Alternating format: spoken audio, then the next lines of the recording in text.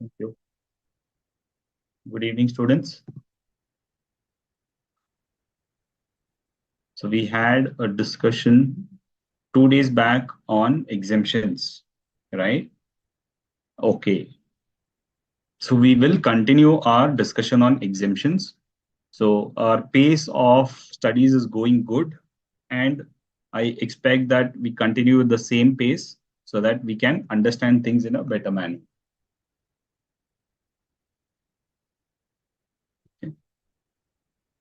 So I hope that you have done revision of whatever we have learned. But okay, I see that the technical team has not uploaded the notes. I have requested them, so I will again send a mail to them so that they can upload it. But bases are reading. I know my presentation would not have reached you, but in otherwise, have you gone through the exemptions? What are the various exemptions? Because as we had discussed, it is a very lengthy topic, and we will have to, you know, read it along so that we keep this in track. Okay, so first questions bases our previous discussions. So APMC rent of shop for sale of vegetable and fruit is exempted? Yes. So when the APMC charges any kind of market fees rental, even that is exempted. So when we discuss the concept of agricultural services which were exempt, APMC was one of the things. So the APMC, when they charge rent, that is also exempt.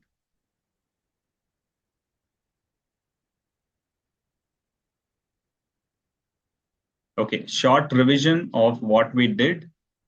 Before that, let me take questions.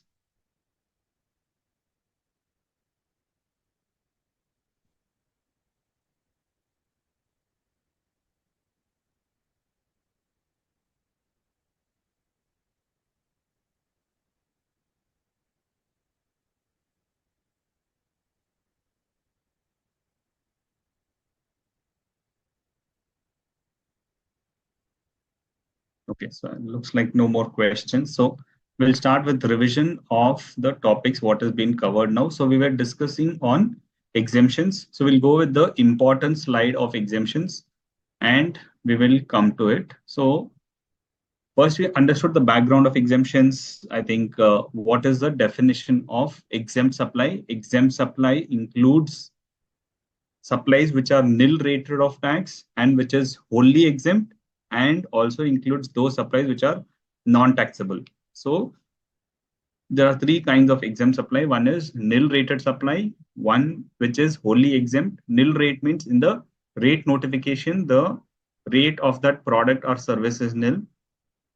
And wholly exempt means through a separate exemption notification itself, the whole tax is exempted.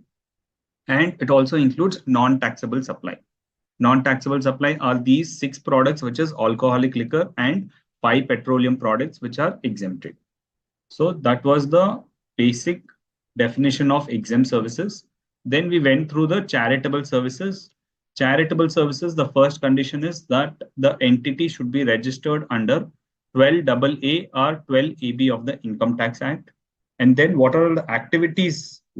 So all the charitable and religious activities will not be exempted. Like an example, if a charitable organization is there and it sells, say, statues, if it's a religious thing and they sell statues, so will it be exempt because it's a charitable activity?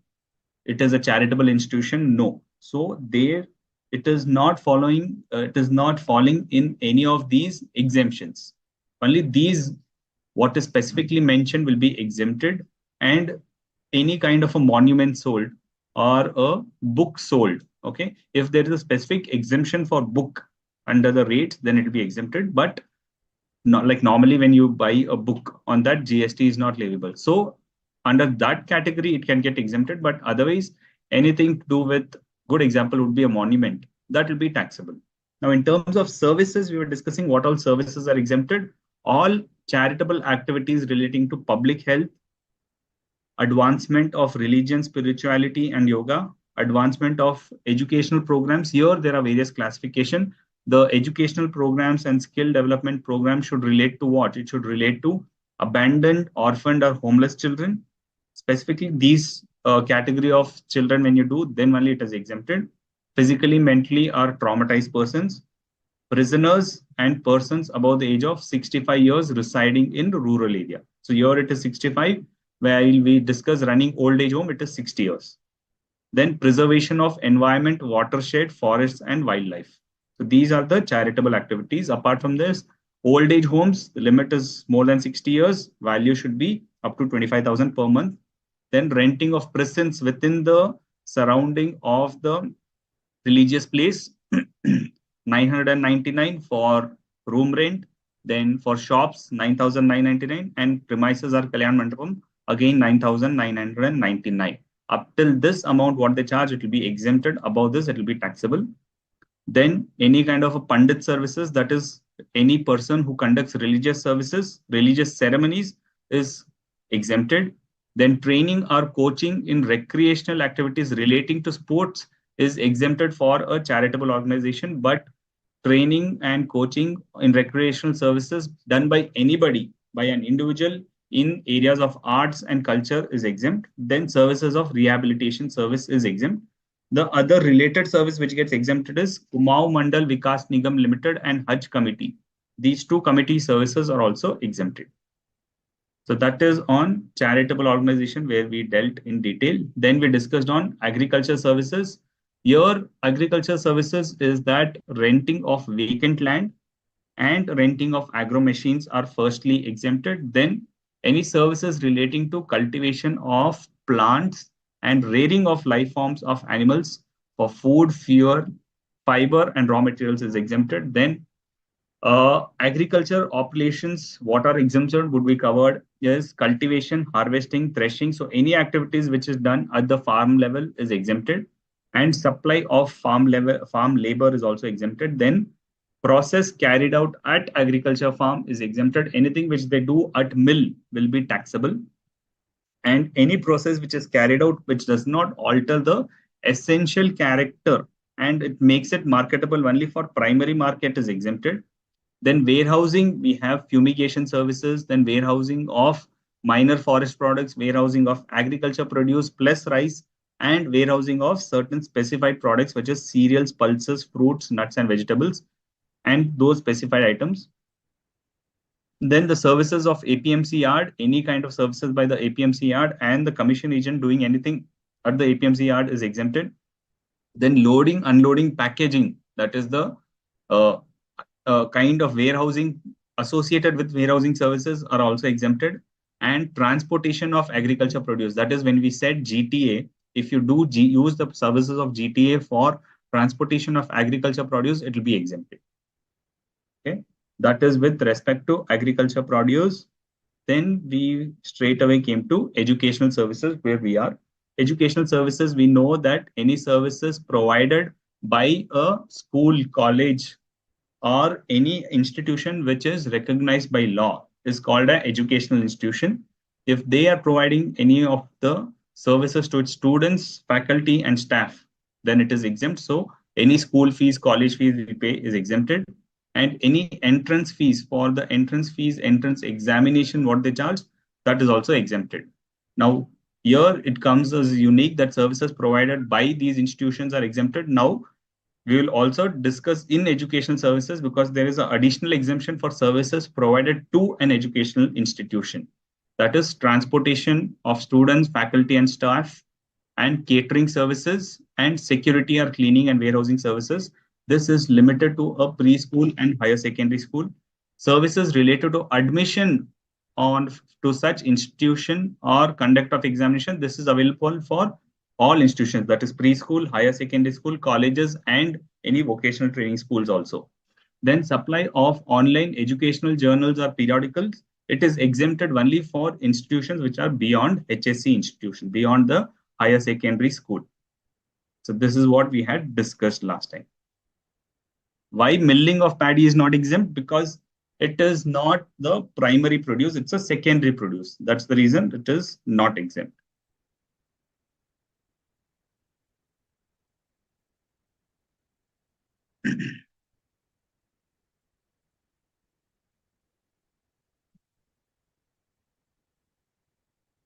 Okay, so you have received chapter 4 notes. So that's good then. So because somebody was saying that notes were not uploaded, but if it is uploaded, that's good. Running old age home, age limit below 60 years, but amount person up to 25,000 exempt in both the cases. Will it run by charitable institution as well as central government or state government as per GST material? But while explain last, you said CG, yeah.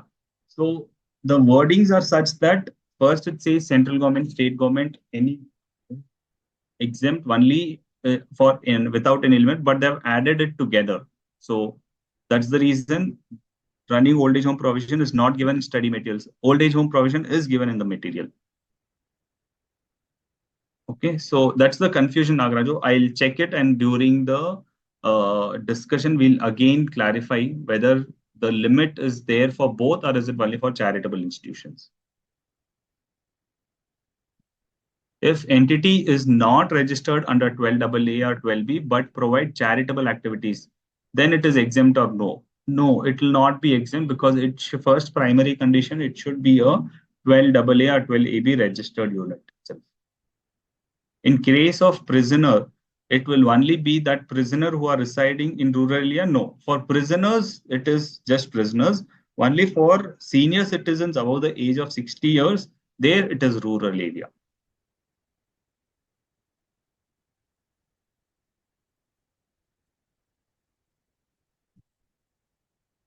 If school provides school dress, then can be tax levied? Yes.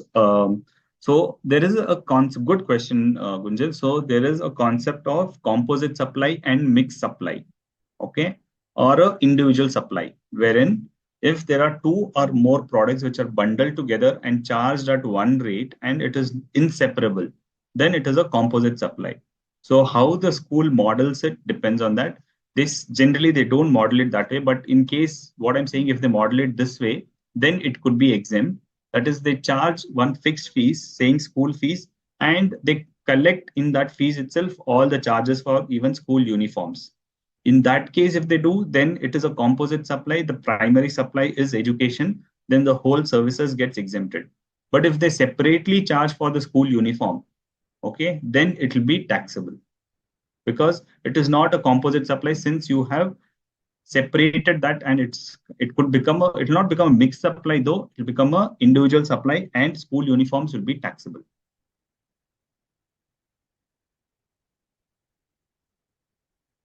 Catering services can be claimed input tax credit if his output tax is at 5%, right? Then he cannot claim input tax credit.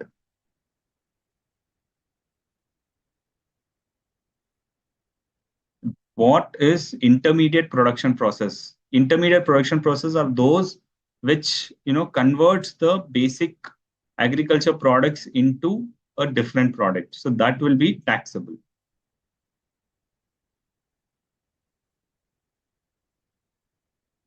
Oh, okay, Aisha. So I will inform that notes are not yet been uploaded.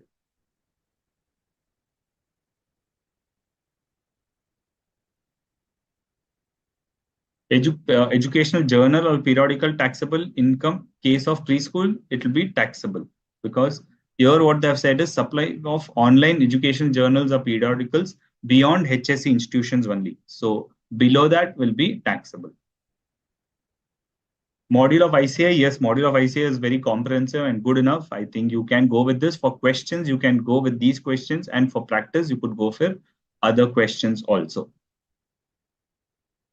If housekeeping services done to school, but housekeeping agency is also exempted. Yes. So schools appoint housekeeping persons is exempted because these housekeeping persons will be contractors, and these contractors raise invoice for the housekeeping services. Then that service will be exempted.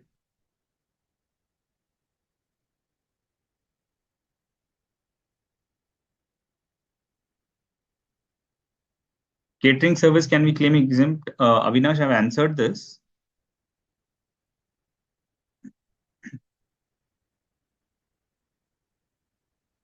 Spelling exam spelling mistake के लिए marks भी छूटे जाते हैं क्या? When Shefali ma'am comes, I think you can pose this question to her because actually giving a right answer for this will be better than just giving a doubtful thing. So please, you could ask Shefali ma'am when she comes in.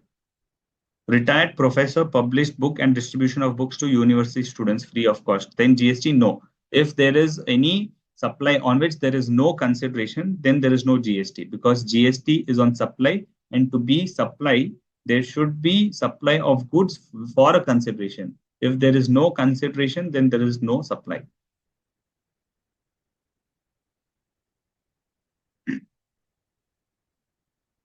Can small business recover refund GST amount? There's nothing called refund for it because refund is only in case of limited cases when you make a zero rated supply, but when your input tax is more than your output tax, only in these two cases. But otherwise, small businesses cannot claim any refund. Entrance fees taken by schools and colleges are exempted. Yes, they are exempted. Catering services provided only to preschool and HSC. That is preschool and up to higher secondary school also up to the grade 10th or 12th is also exempted. Okay, so we'll proceed further. We understood the definition of educational institution and approved, which it includes approved vocational education course, and what is approved vocational course also we understood. So in a nutshell, if I say there are various kinds of services which is exempt. So when we provide our educational institution claims, takes the credit or takes the benefit of these services, it can tell the vendor that don't charge GST. Which are these institutions? If it's an educational institution providing preschool education and education up to higher secondary school or equivalent, then on these four services, it can tell the vendor don't charge GST. What are those four services? Transportation, catering, security services, security or cleaning or any housekeeping services. And fourth is services related to admission to or conduct of examination. So on these four services, this type of institution can claim exemption, or it could say the supplier not to charge itself. So it avails the benefit of exemption. And educational institution providing education as a part of curriculum for obtaining a recognized qualification. There, what gets exempted is services relating to admission or conduct of examination. So same thing, what was fourth point here becomes the first point. And second point, what gets exempted is services supply of online educational journals and periodicals. That's the additional services which is exempted only for a institution which provides education as a part of curriculum, okay, which is above the higher secondary school. Then educational institution providing education as a part of approved vocational education course, there only admission services related to admission or conduct of examination, only that service will be exempted. So these are all input services. So when these say even the educational institution providing approved vocational education course, when they charge any fees, they don't have to charge any GST because that is a output services. That is very clear. So that output services is exempt for all the three, but input services which all gets exempted is these four, these two for the normal colleges, and this one services for a approved vocational education course.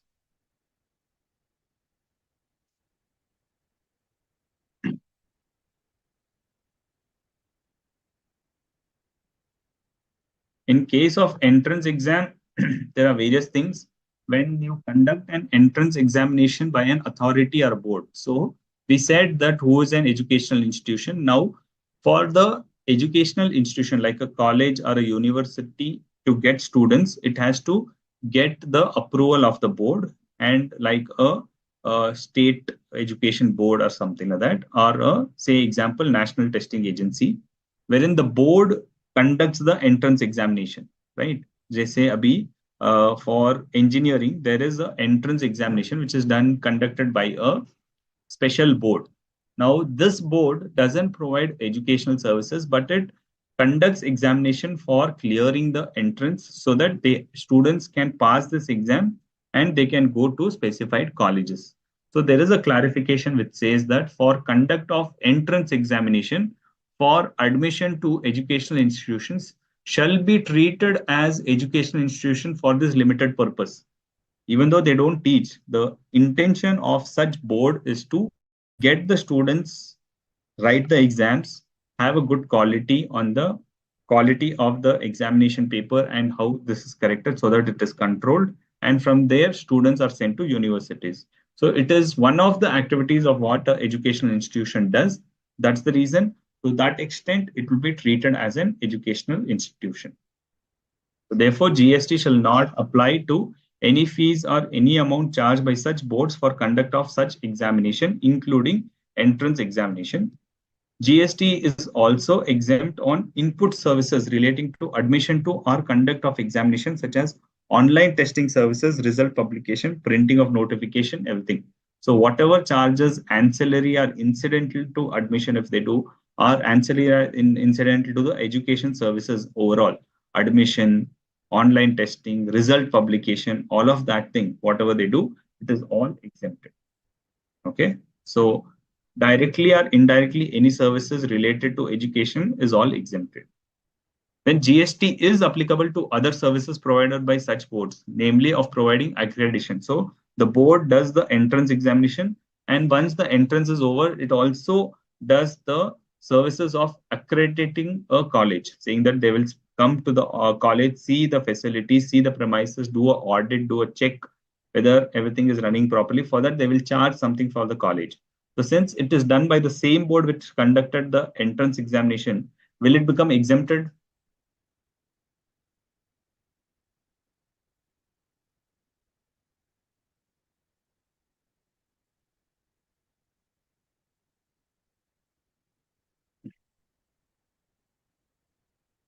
Entrance examinations exempted or not? Entrance examination exempted. Vegetables in mall are taxable or not? It is exempted. Vegetables will be exempted unless they cut it and give it to you, then it will be taxable.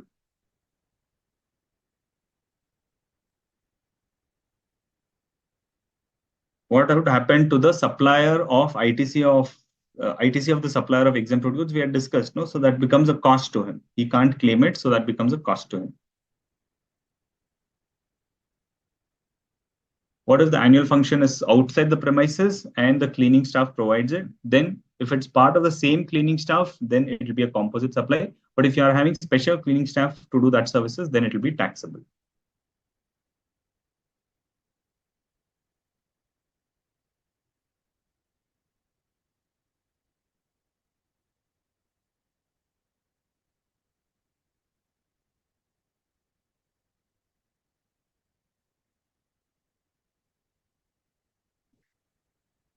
Can we say that services provided and received by National Testing Agency are exempted? Yes, because anyways their services are exempted, and when they receive some service, that is also exempted.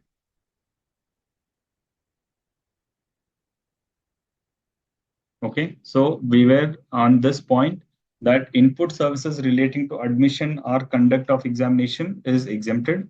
Then GST is applicable to other services because they provide the accreditation services, and it will be taxable. It will not be exempt because what is exempt is only these specified services which we have said. So any kind of additional things will be taxable.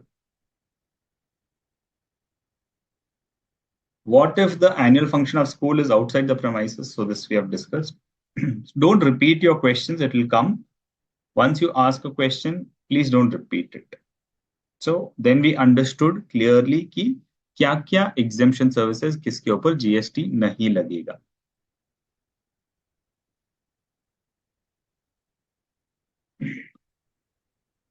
Next is food services at educational institution. If there is a mess or canteen, and if the catering services are provided by an educational institution to its student, faculty, and staff. Okay. If it is a catering services which the school provides to only its students, faculties, and staff, no outsider can come and eat, then it is still exempt because like how midday meals are exempted, similar to that, this also becomes exempted. It is not only coming into the business of catering or only selling the food. It is part of their system that when the students come, they will make them eat food also. Okay, so that's why that becomes part of the educational services, not a separate service that will become exempted. Then, if catering services are provided by to or by anybody, anyone other than the educational institutions, that is a mess or canteen, then it is liable to GST. The same students and all are coming and eating in a mess. Now, this is not run by the educational institution, then such mess or canteen providing services will be liable to GST. Then, if catering services are provided to preschool and higher secondary school, then it is exempted. This is clear, right? So, a caterer, you're called, a caterer provides, say, in a school to anybody who comes at a fees. So, it is an independent service than educational institution. But if this catering service is appointed by the school people and they say that you have to provide lunch every day. So this is a direct services provided by the catering services to the college or to the school, to the school. Since it is provided to the school directly, it will be exempted. Okay, understand the difference. In both the cases, it looks very same, but there is a difference wherein when you provide anything to the schools, then it is exempted. Okay, but if you provide the same thing to general public, okay, apart from students parents also are coming up, they are also eating, so it becomes open to public and not specifically related to educational services, that will become taxable. Supply of food in Anganwadis and school. What is Anganwadi? Anganwadi is a preschool non-formal education which is similar to kindergarten. And since Anganwadi also provides education in the nature of preschool, such Anganwadis, food provided to such Anganwadis are also exempted.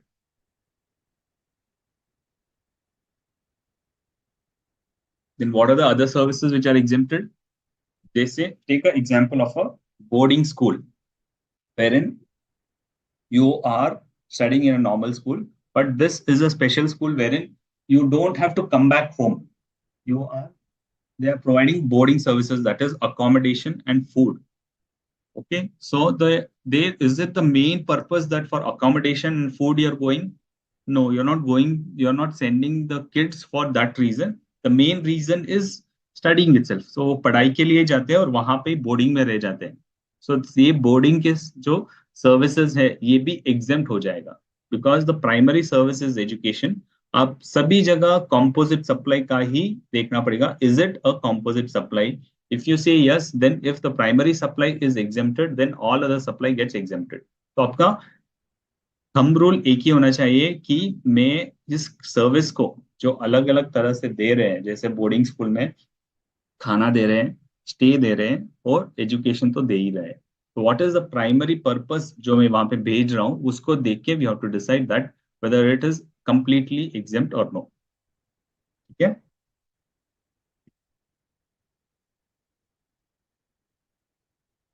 Then dual qualifications, which where one is recognized, one is not recognized, because within educational services we said any services, I'll take you to the definition. Educational institution means institutions providing services by way of preschool education or education as a part of curriculum for obtaining a qualification recognized by law for the time being in force.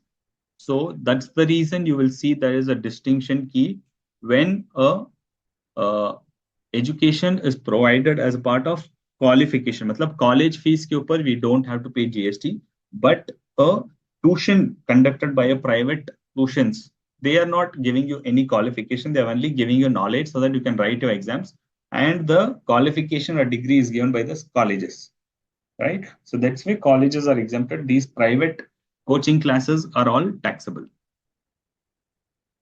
Okay.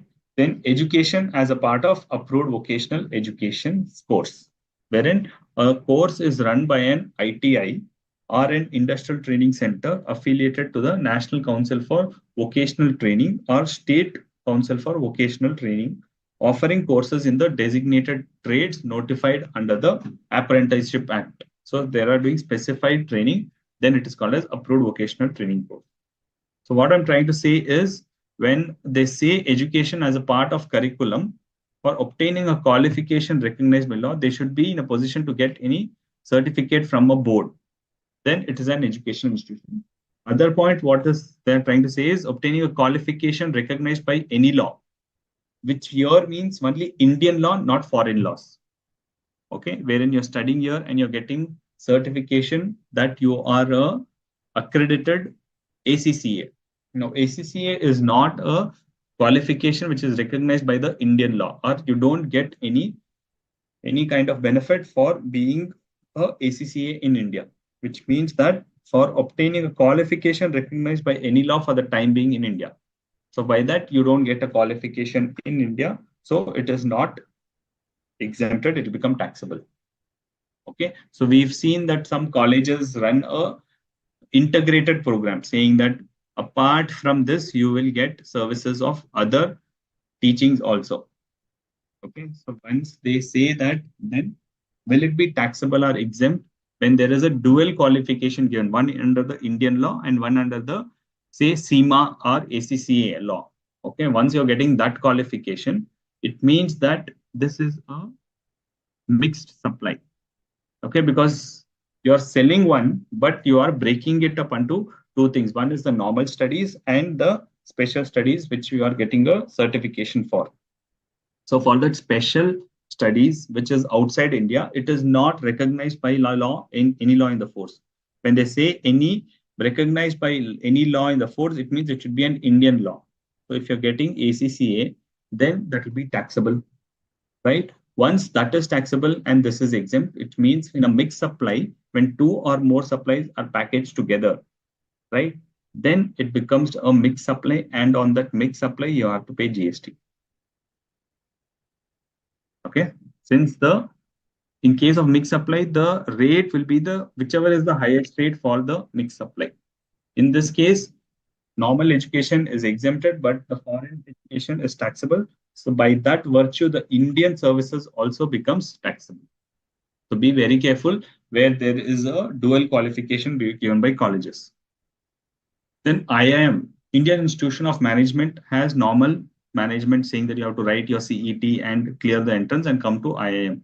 So they offer some long-term courses which is exempted. It's like a proper qualification what you'll get. Like they even have a executive MBA programs wherein for 2 years, if you read there, you'll get a MBA. But normal MBA takes 4 years, but it has an executive MBA. Within 2 years, you'll get a MBA degree. If you get that degree, then it is exempt. But if it's any short-term program saying that every weekend there is some program, then you get a participation certificate. When in the normal course you get a degree, but in the short-term courses for 2-3 days training, what they give, you get a participation certificate. For this short-term, it will be taxable. So for long-term thing, it will be exempt, and for the short-term thing, it will be taxable. Then fees charged from prospective employers for campus recruitment. So there is a college who was having students, and in the 5th year, it has many students will pass out and go. So colleges will approach the institutions. Institutions no response. Then the companies they will respond. The company says, okay, we need 10 students from your college to come and do the interview process and recruit them from our campus. So they will do that. Okay, they will come, but for that, colleges charge something to the companies. So on this charge, it cannot be said as education services because there's just and nothing to be connected with educational services. That's why it will become taxable. So employers, the companies paying anything to the college for conducting a recruitment of employees will be taxable.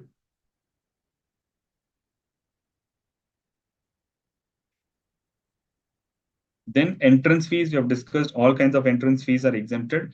Then eligibility certificate or transfer certificate of migration certificate, when the course gets completed, you have to get it signed from the company. So such kind of a certification is also exempted. Then maritime courses offered by DG of shipping, apart from any, since the definition is so wide that there is no time limit as such, like up to which year if you study, you will get this benefit. Any number of years you can study. Okay, so any kind of maritime courses approved will be exempted itself.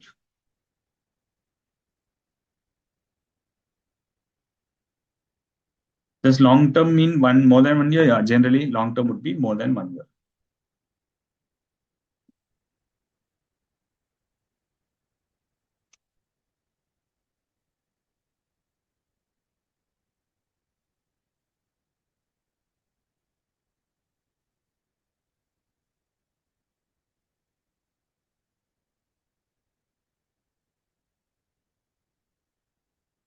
Okay, hostels and mess of universities of are also exempted.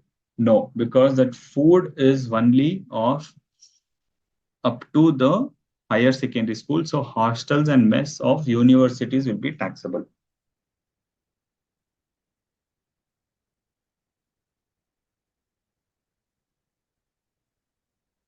If catering services provided by outsiders to the school, then is it liable? No, then it is exempted. Then only it is exempted.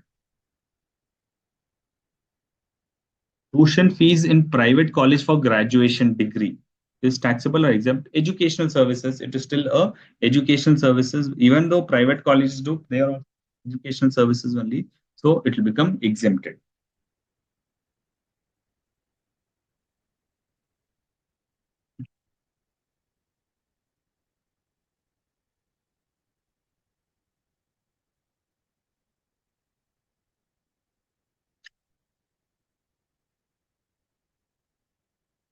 Diploma is exempt or taxable. Diploma also, if it is recognized by law, right? So diploma also you get a thing which is recognized by law, then it is exempted.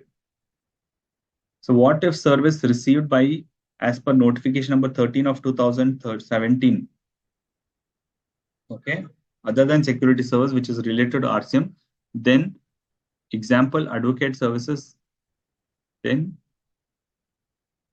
not clear with your question, Nagraju.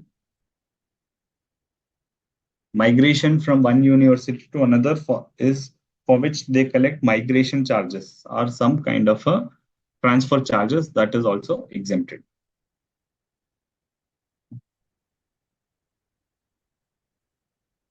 If colleges conduct industrial visit program, that is a part of a education itself because it's an educational trip to visit a factory or a industrial unit that will become exempted.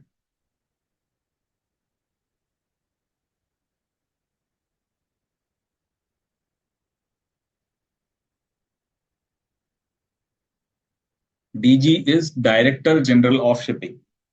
Okay, maritime courses approved by the main authority. जैसे यहाँ पे ICAI है, वहाँ पे Director General of Shipping है. In case of a ships, so any maritime course offered by Director General of Shipping will be exempted.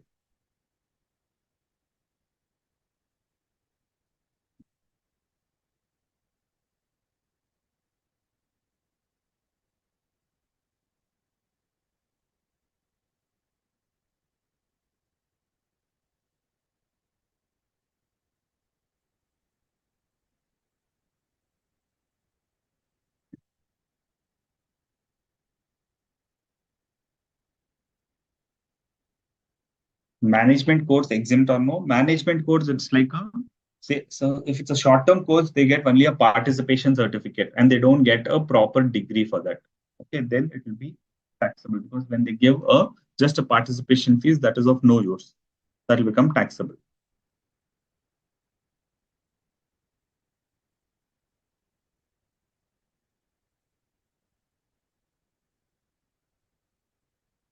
What if services received by educational institution will attract RCM? Then whether educational institution has to pay under RCM? Like a educational institution appoints an advocate and advocate provides service in a registered unit. Now, if this college is registered, then on the advocate services, it will pay reverse charge. Otherwise, no.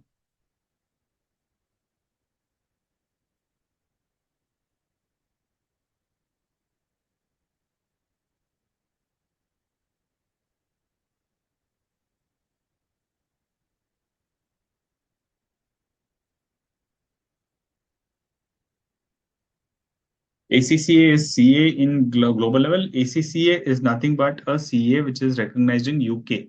That is called a ACCA. Any special classes or tuition taken by the educational institution itself. Generally, education institution like schools don't take it because they have already collected the fees. So they will conduct normal classes. If it's not completed, then they will take special classes. But even in that case, somebody is saying that for the special classes also they charge extra. Then that extra charge also will be exempted because it's ultimately educational service itself.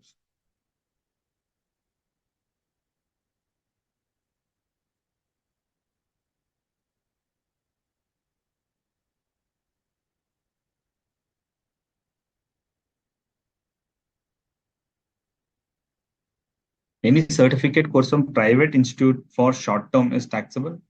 So they give some certificate, but it is not recognized by any law. Correct? They themselves proclaim that it is a certificate, and it is not a certificate which is given by a raw law, which is recognized under the law of India. Then in that case, it is taxable.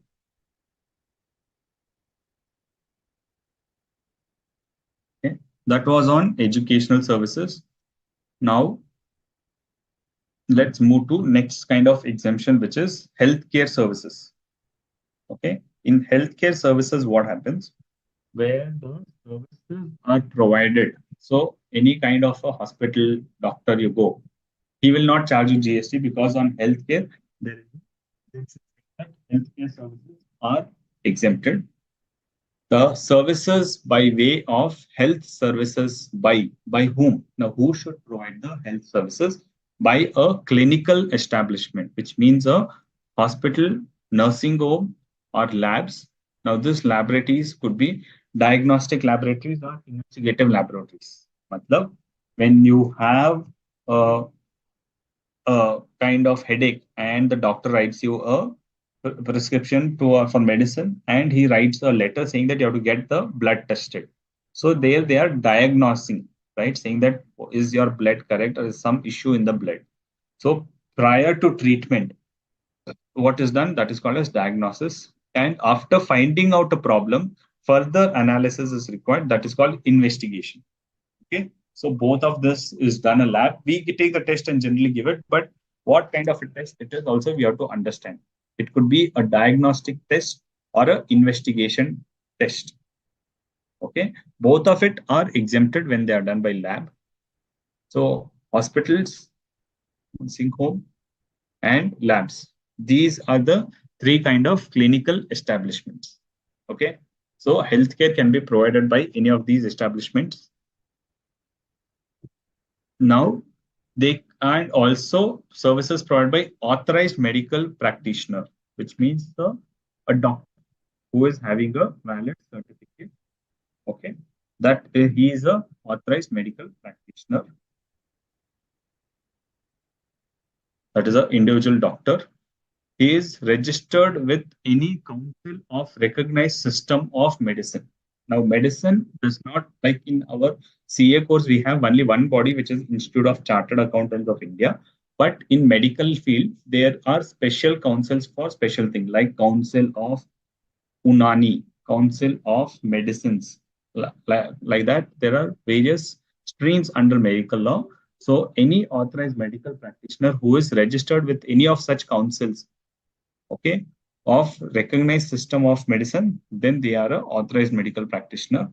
Then any medical professional having requisite qualification, okay, a medical professional having a fixed number of qualifications, he is also a authorized medical practitioner.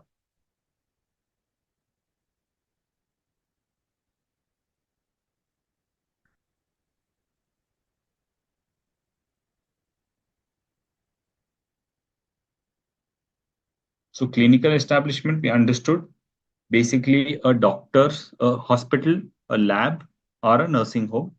And authorized medical practitioner will be a medical practitioner who is having a degree from a approved medical institution. And third category, first is clinical establishment, authorized medical practitioner, and third is a person who is called as paramedics, who does not what a doctor does, but something to the patients, saying that when I have broken my leg, Okay. Doctor will give medicine, but for the movement to happen, I have to go to a physiotherapist. So the physiotherapist is a kind of a paramedics because he's not a doctor, but he studied something called as a paramedics.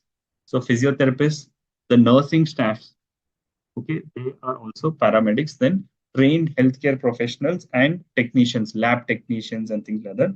When these people provide services, that is also exempt. Okay. So basically what happens when they are employee employer, it is exempted itself because any kind of employer employee relationship, we know it is outside the GST. But if any kind of a outsider, a contractor or professional provides these services, okay, like a doctor, if he's working full time, then he will be an employee, so his services are exempt, no doubt with it. But if he's a visiting doctor saying that only 2 days he come here, 3 days in some other hospital, and then 1 day in some other hospital, so he is not an employee of the hospital, correct? So then he is a normal medical practitioner, and he will come to the hospital and care the uh, he'll take care of the patients. So when he gets some amount, it is not in the nature of salary, it is in the nature of professional income. Such professional income are also exempted. Okay.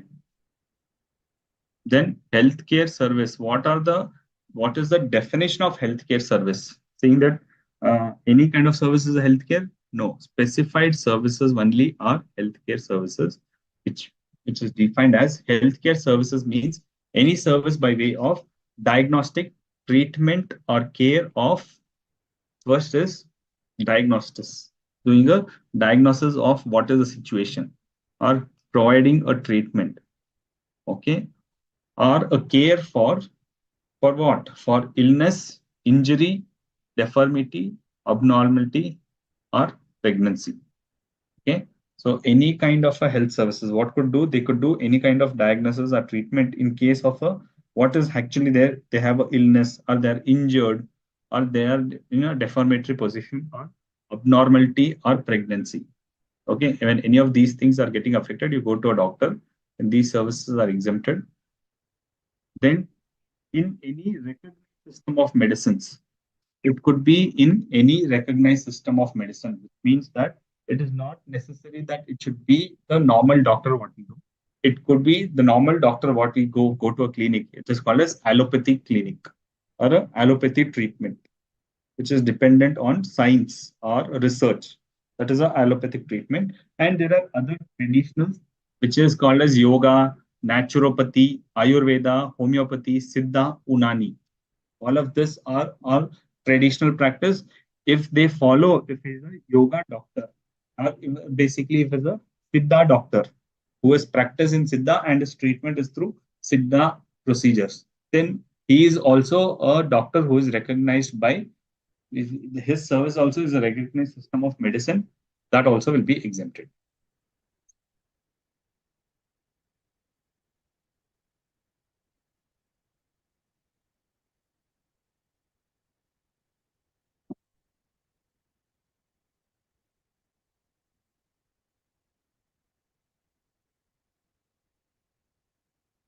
Okay. So we understood two things: what kind of services, healthcare services will come, and who is a provider, who should provide these healthcare services, and what is the healthcare as such. Further going with the healthcare services, these are the routine healthcare services, but special services related to healthcare will be second point will be transportation of patient to and from a clinical establishment, which means using the ambulance, okay, and taking the patient from your house to the clinical establishment, that is to a hospital, or taking him from the hospital to your house again. You will have to pay something for the use of the ambulance, right? When you pay something for that, that is transportation for transportation of patient primarily. That is also a exempt services. That is also covered under the healthcare service and hence liable. But it does not include some special services which are not in the nature of healthcare. Okay, even though some kind of bodily treatment is done, but that doesn't mean that you need it, right? If you don't need it, then it is exempted.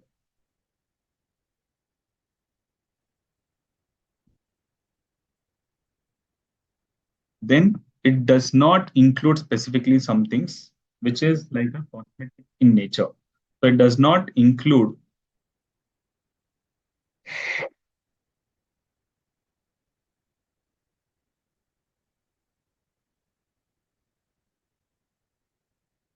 it does not include hair transplantation. Okay, wherein a hair is not growing through these doctors, skin doctors, they transplant the hairs, right? Is there a disease? Actually, it is not a disease just for looking better. When your hairs are all fallen, you go for hair transplantation. So that is not a healthcare service. So this is the aspect which says that it is not a healthcare service. First is hair transplantation. Second is cosmetic or plastic surgery. Okay, any kind of a cosmetic or plastic surgery done does not have the impact of a healthcare services, then that becomes taxable. So only healthcare, purely healthcare will be exempted. Any other services which is akin to healthcare but not related to any of these diagnostics or treating a ill, then it will be taxable. There's a cosmetic surgery when you do a kind of plastic surgery. Now you can do this plastic surgery also in two cases, such that you don't like the face, you don't like the shape, you've done a plastic surgery. This is only to bring your for your beautification, right? जैसे आपने शिल्पा शेट्टी या किसी ने किया कि नाक का plastic surgery करवा दिया, ठीक है? तो वो प्लास्टिक सर्जरी इलनेस या बीमारी की वजह से नहीं था, या कहीं चोट लगी है उस वजह से नहीं था, just to look better they have done it, so that is taxable. But लेकिन चोट लगी है, you got accident or some kind of incidents from birth, your clipped lips, ठीक है, उसको क्लीन करना है. So then it is in the nature of bringing out an abnormality of any defect, abnormality, injury or trauma, ठीक है, उसके लिए आप कुछ कर रहे हो, then it is exempt. Clear? So restoring the anatomy or functions of a body, जैसे एक्सीडेंट होके किसी का चेहरा पूरा सूज गया एंड उसके स्किन ऐसे चिपक गई है, अब उसको तो वो क्लियर करना पड़ेगा वरना दर्द रहेगा. तो बॉडी की अनाटॉमी क्लियर करने के जब करेंगे या डिफेक्ट या इंजरी की वजह से जब करेंगे, तब वो नॉर्मल प्लास्टिक सर्जरी है, दैट विल बी अलाउड. लेकिन कुछ है ही नहीं for beautification purpose, if you are doing, then it is taxable. ठीक है, तो व्हाट वी सेड इज कौन से टाइप के रिकॉग्नाइज्ड मेडिसिन अलाउड है.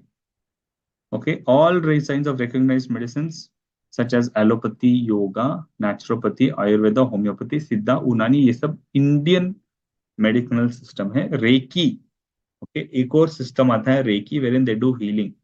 This is not an Indian system, so any services charged by a Reiki consultant will be taxable, not be exempted. Okay, Reiki is outside India. It is not a system which is recognized of, it's not a recognized system of medicine in India, so Reiki will be taxable. Acupressure, that is also not an Indian medical system, that will also be taxable. Then Chinese medicals, all of this are not recognized and hence it will all be taxable. So a Reiki consultant say आप Reiki consultant के पास जाते हो, he is charging you fees, then that will become taxable.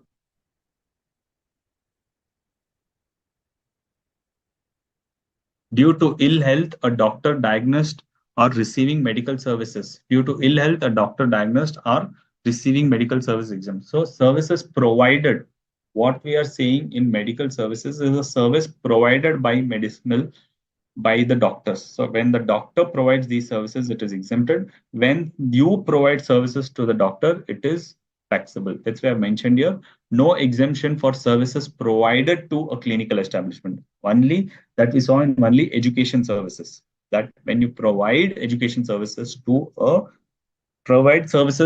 educational services, then it will become exempted. But that is not the case here. Services by healthcare is exempted, but services provided to a healthcare service or a clinical establishment will be taxable. Okay, so a doctor is having a hospital. Now he's providing to the patients. So healthcare services on the hospital fees, it is exempted. But when we charge any rent or provide equipments to the doctor or to the hospital, then we have to charge fully. There is no exemption in that case. Okay.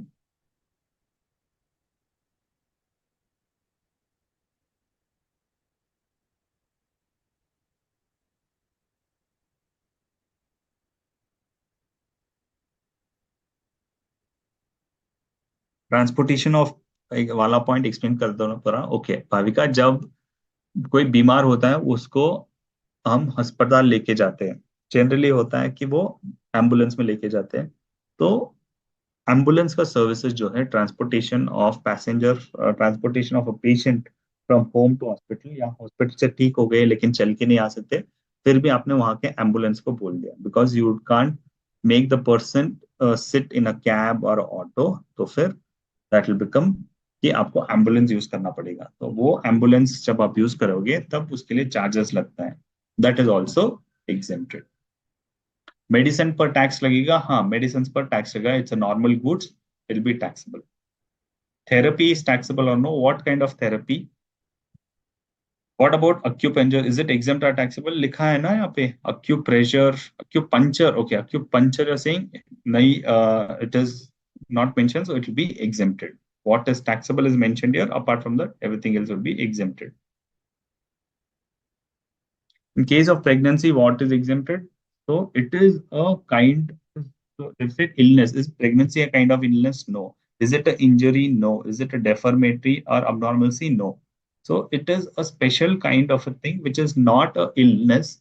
So for pregnancy also, जो pregnancy delivery करते हैं उसके लिए doctors जो charge करते हैं, that is also exempted, is what they are saying. ठीक है.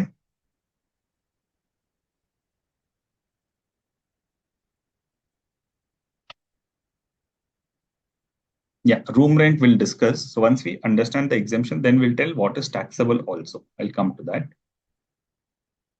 Carrying the ambulance carrying dead body from home to smashan, that is also exempted. Okay, so healthcare services we understood, and ambulance is also exempted, and what is not included also we understood. Now, apart from normal healthcare, what else is exempted? Services by veterinary clinic. Okay, so health के लिए, human health के लिए there is a doctor. Now for animals there is a veterinary clinic. Veterinary clinic मतलब a hospital which takes care of animals and birds. Okay, that is a veterinary clinic, that is also exempted. Then operator of biomedical waste treatment facility. Okay, that is also exempted. Then any services by cord blood banks. Okay, this was there before. I'll clarify to you whether on these aspects the exemption continues or no, because there is an amendment. So on biomedical waste and cord blood, we'll have to. I will come back to you tomorrow with a proper notification which says whether this is exempted or no. Okay. Then room rents. Now there is a circular which clarifies few aspects. We'll have to understand that. Room rent to inpatients. Okay. Now you go for medical health services in a hospital and you have to get admitted. When you get admitted, you get stay in the hospital.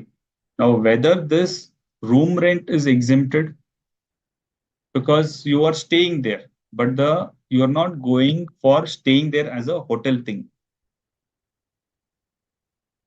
You are staying because you have some problem.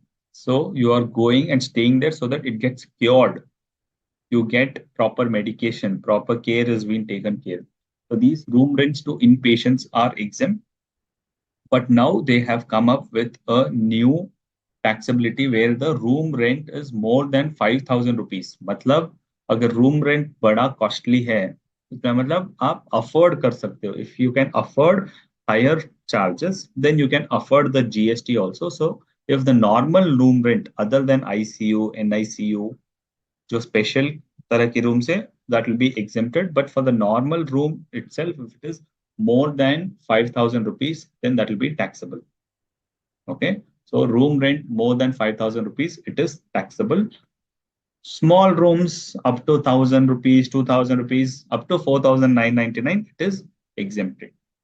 So if it is room rent is 6,000, what will be the GST payable on? अगर room rent है, which is 6,000 rupees, then on what value will you pay GST?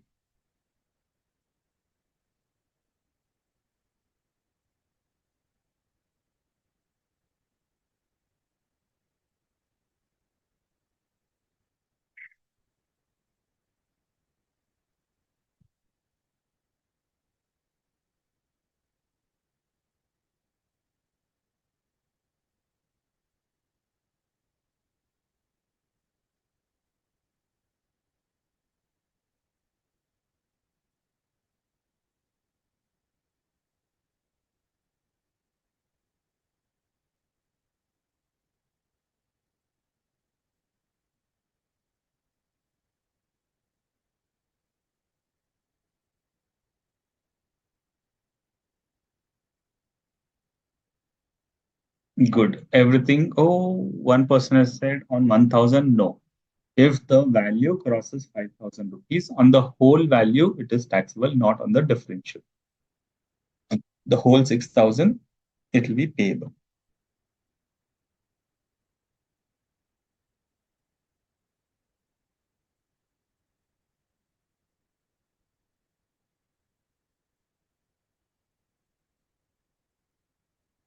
Yeah, yoga services, it is exempt only, it's provided by healthcare services, correct. So if it is private yoga services, okay, then it will be taxable because the healthcare services, it is coupled with two things. One is the healthcare services and a clinical establishment.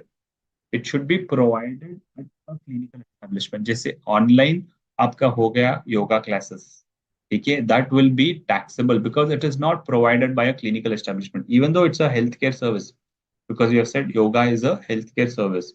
Now this healthcare service should be serviced by a clinical establishment, by a hospital, nursing home, or a authorized medical practitioner. Now, some models, some actresses, they are popular and they popularize in yoga and they have yoga classes. So, or any yoga classes as such will be liable to GST because they are not a clinical establishment or a medical practitioners. Okay? If they get a practitioner certificate and they have a proper nursing home or a hospital, then it will be exempted.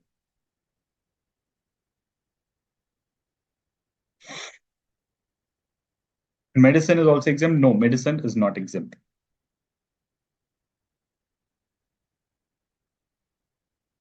If plastic surgery is necessity or necessity, they've not used the words. They've used specific words, so we'll rely on those words, which says that if it restores, if it is in the nature of restoration, reconstruction of anatomy or functions of the body, उंगली टूट गई है, उसको जोड़ना पड़ेगा, उसके लिए plastic surgery करना पड़ेगा, तो अनाटॉमी बिगड़ गई है, then it is a necessity. It is a exempted thing because it is to restore something. नहीं, उंगली अच्छी है लेकिन मेरे को ऐसा शेप बनाना है. I am doing it for my purpose, not for a matter of that there is something broken or destroyed. Then that will be taxable.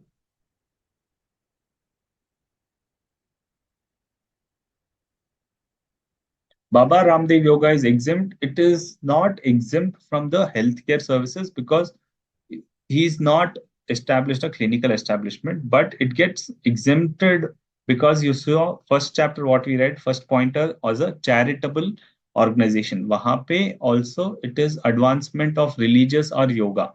So under that category, it can get exempted.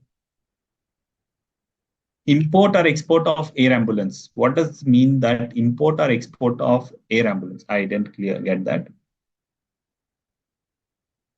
Please mention points under authorized medical practitioner. Authorized medical practitioner would mean that individual doctors. Now, these doctors can be registered with any council of recognized system of medicine. Now, they can be registered with any council of the recognized system of medicine. Then, medical professional having requisite qualification. Matlab, either they can be registered with any council or they could be medical professionals having requisite qualification. Matlab, without getting registered also, if they have requisite qualifications, they will be called as a authorized medical practitioners.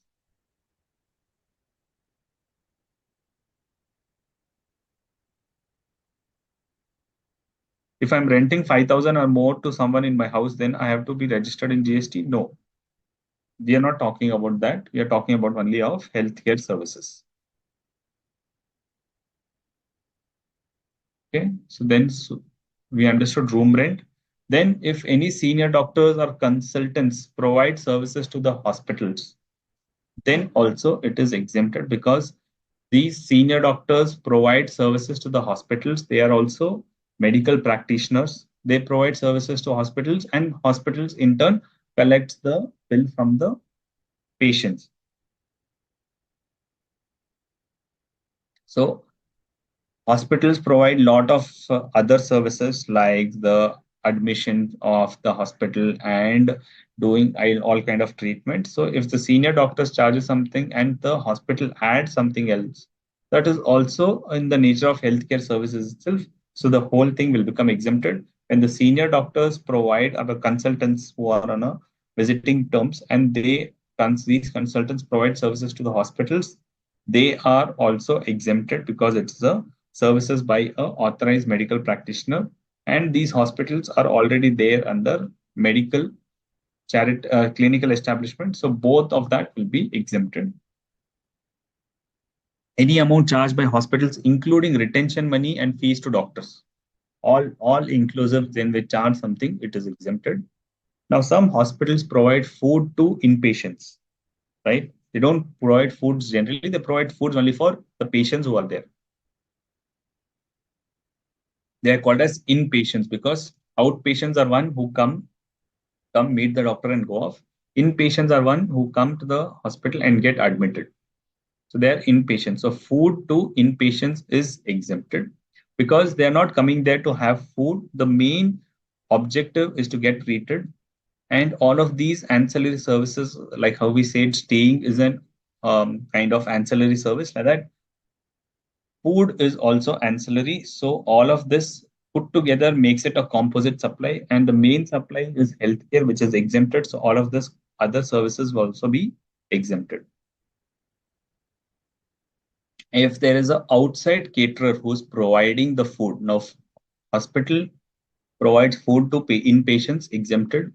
To provide these foods, they order food from a caterer. So when this caterer provides services to the hospital, he will charge GST because services to hospital, I said, is not exempted. Services by hospital is exempted. So when this caterer provides services, he will charge GST. Now going forward, when the food hospital provides foods to unadmitted patients also. Okay. One is to inpatients, it's exempt, but they provide food to unadmitted patients, then that will be taxable because it is not a composite. You didn't come here for health, you came for somebody else's health. When that person's health is involved, then it is a composite supply. But when it is to unadmitted patients, it becomes taxable. Also to visitors, like they have hotels, canteens, and that will become taxable. Any services other than healthcare, matlab in a hospital, they will have places to put advertisement standees. They will have places in the shops. They will rent out the auditorium. Sometimes they will rent out a place for hotels to run it. So such kind of a thing are not related to healthcare. So it will become taxable. So healthcare doesn't mean anything and everything they'll do it will be exempted. Specific services, what is healthcare related to healthcare only will become taxable. Everything else will be taxable. Only healthcare services will be exempted.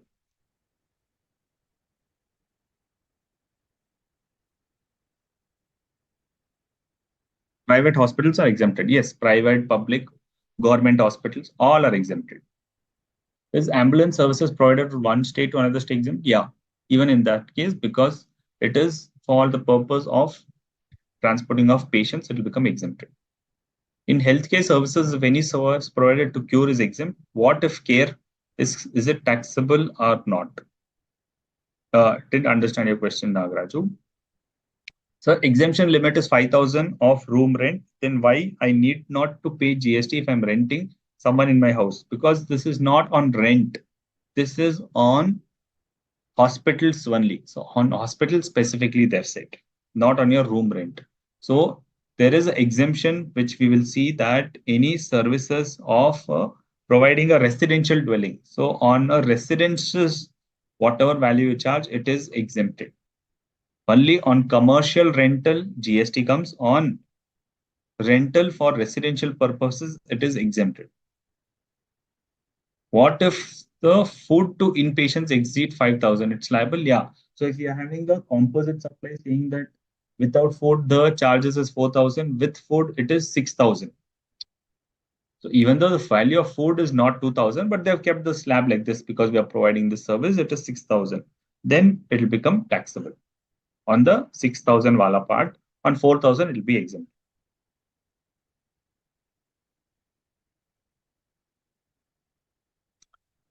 Service of ambulance, like heart transfer from one country to another within the country, they have not specifically dealt in such case because these are all special treatment. And this special, if somebody can afford, then they can afford GST. So any kind of heart transfer, like what you're saying, it will be taxable under GST. Any way to simplify this chapter chart? This is the charts is the best way I've thought, and that's why I've tried to simplify it. Because otherwise, if you keep reading the provisions without any charts, it becomes very monotonous. Retention money, matlab, when a patient comes, he has to make a pre-deposit, and then after he gets cured, once he is discharged, this will get adjusted. So on that retention money also, there is no GST because it is for the purpose of your hospital charges only. That's why it is exempted. So even retention money will be exempted. ICU room is entirely exempt irrespective of amount per day. All right, correct. That's right. Yashwani, please explain point related renting of room charges up to 1,000 in case of normal room and ICU. So in case of ICU, NICU and things, any amount is exempted because they are special medical charges, because the rate also will be high that everybody expects because there is special care taken and special utilities and air conditioners used. So NICU, any amount is exempted, but normal room rent, if you charge more than 5,000, that will be taxable.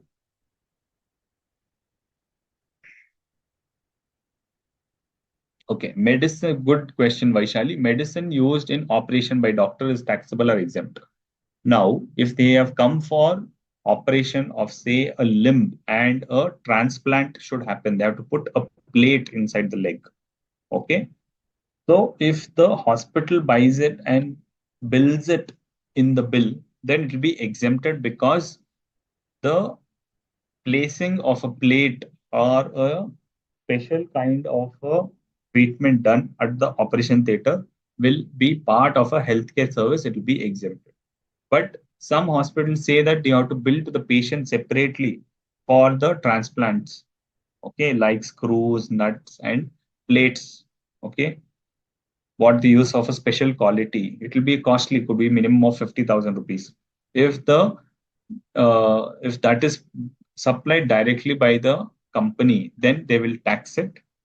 But if the hospital takes it and bills it to the customer, then it will be exempted.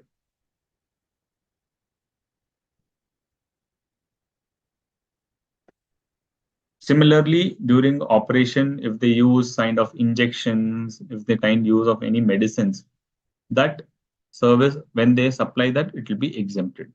Okay, so inpatient may all of this room, food, and medicines is all part of one composite supply. It will be exempted.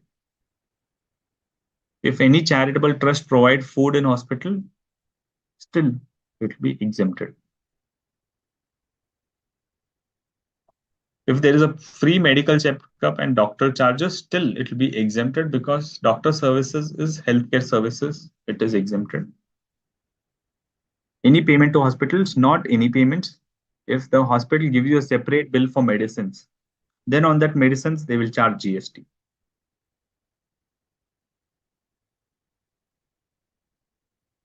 In case of renting, you have to check the purpose of rent. Yeah, if it is residential dwelling or non-residential dwelling. If it's residential dwelling, it is exempted. If food to inpatients exceed 5,000, this we have discussed. It is treated as healthcare service only. But there is a limit which says that if I'll just show you where I'm coming from. On this 5,000, they've said services by what is the services? Healthcare services means definition of healthcare services means services by a veterinary clinic in relation to healthcare of animals or bird. Then they say the another meaning of the second meaning of healthcare is services by way of healthcare services by a clinical establishment and authorized medical practitioner or paramedics. Okay, or services provided by way of transportation of patient in an ambulance other than those specified in A above. However, services provided by a clinical establishment by way of providing room other than ICU, CICCU, or ICCU, NICU, having room charges exceeding 5,000 per day to a person receiving healthcare service will not be exempted. So they have given in the definition of healthcare itself that anything above 5,000 if you charge, it will be taxable. That's why it is taxable. Yeah, IVF also I'll come back. So we have moved from here. Then services by blood core camp, I'll tell you services by rehabilitation professional we have discussed, it is exempted. And definition of healthcare service we have also discussed. Then there are special things. Any kind of abnormality or ailment of infertility there's you treated by using ARF procedure, which is a IVF facility. So any IVF services also they've said it is a exempt services. So it becomes important to understand that some circulars which becomes important is one is this IVF, wherein there is a pregnancy problem and you're not a woman is not able to conceive a kid. So through the IVF, the conceivation is given. So that is called as a IVF service. This IVF service is also exempted. Is there any limit on renting shops under healthcare services? No, nothing. If hospital are providing services of cure, then it is exempt. But what if hospital provide healthcare services like vocational rehabilitation service? Rehabilitation service provided by rehabilitation professionals are exempted. But if hospital does that, then that could be taxable. But it can say that it is providing in the nature of healthcare service itself. GST on purchase of equipments by hospitals taxable. Dispensary service by a clinical establishment also exempted, yes. Dispensary service means where they sell medicines or where they do a outpatient kind of. What is dispensary service?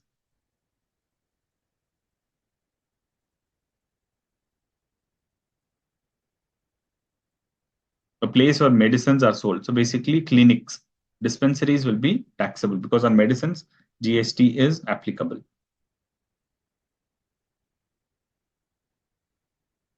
If medicine also provided in hospital, then it is exempt and or not. Some provisions in case of hospital run by charitable trust. Okay, some kind of dispensary, if it is doctors will or the doctor says that no, you have to get this separately. We will only charge you for the hospital charges. So then it will be taxable. But if it is a part of a composite supply, then it will become exempted.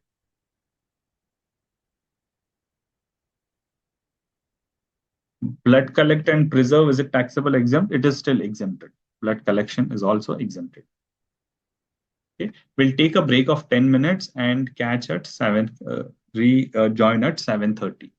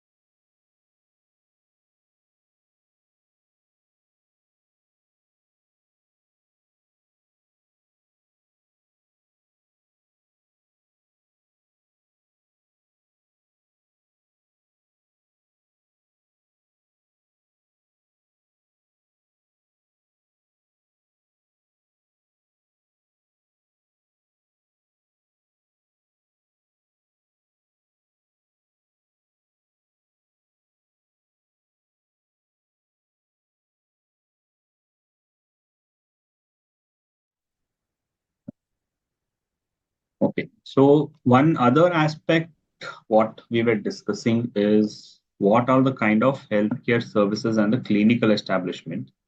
So I think we've lost, I think we have just told hospital and nursing home, and also there is labs which does diagnostic and investigation. मतलब जो testing करते हैं labs में, X-ray testing, blood test, okay, any kind of other tests which are being done, they are all done by labs. They are also clinical establishments.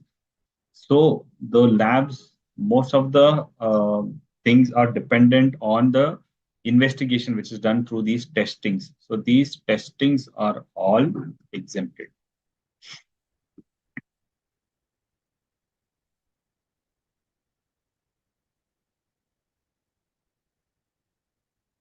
Health insurance is taxable. Yes, health insurance is taxable because basic health will be exempted. Health insurance is something to reduce your cost you're taking it. Health insurance and life insurance are all taxable.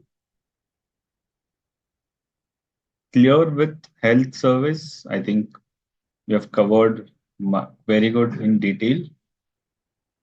Healthcare services to human or animal both are treated similar in GST provision. Both are not treated similar. Both are exempted. Both are separately treated because you have separate lines for that. Services by veterinary clinic is a separate exemption line, and services by way of healthcare is a separate line.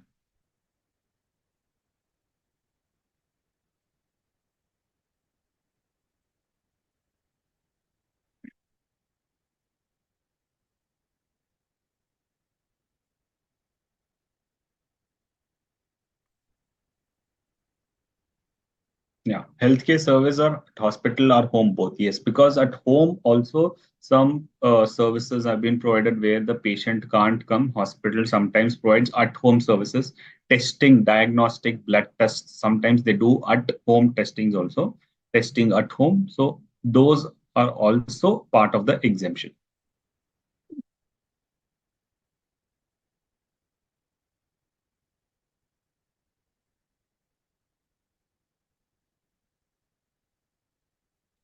Entry or section numbers you'll have to remember wherever we have mentioned, but your entry numbers is not relevant. That's why if you see in my whole slides on this exemption, I've not mentioned the entry number. So entry mentioning of entry number is not a requirement.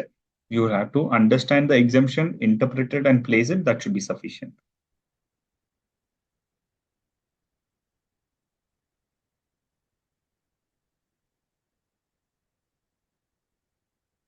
Okay, let's get into the government services. So services provided by government. Okay, government services, why should we give an exemption? So government services also we have to give an exemption because generally on government services when generally government will provide the services more than we providing services to the government.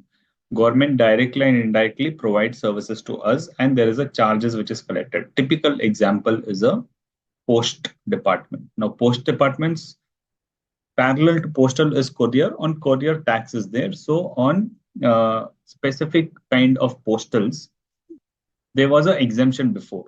So like that, post is run by the government. So such services which is provided by the government, if it is taxable, then government may pay, or we may have to pay under reverse charge.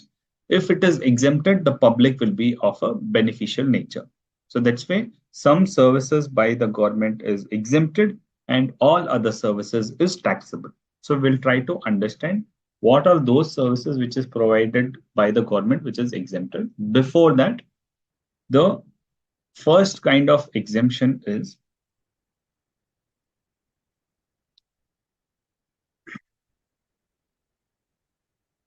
pure services, wherein if you are doing any kind of a construction services, okay, for the government, the government builds the roads, dams, rivers, canals, okay, lot of things. For this becomes the major infrastructural services.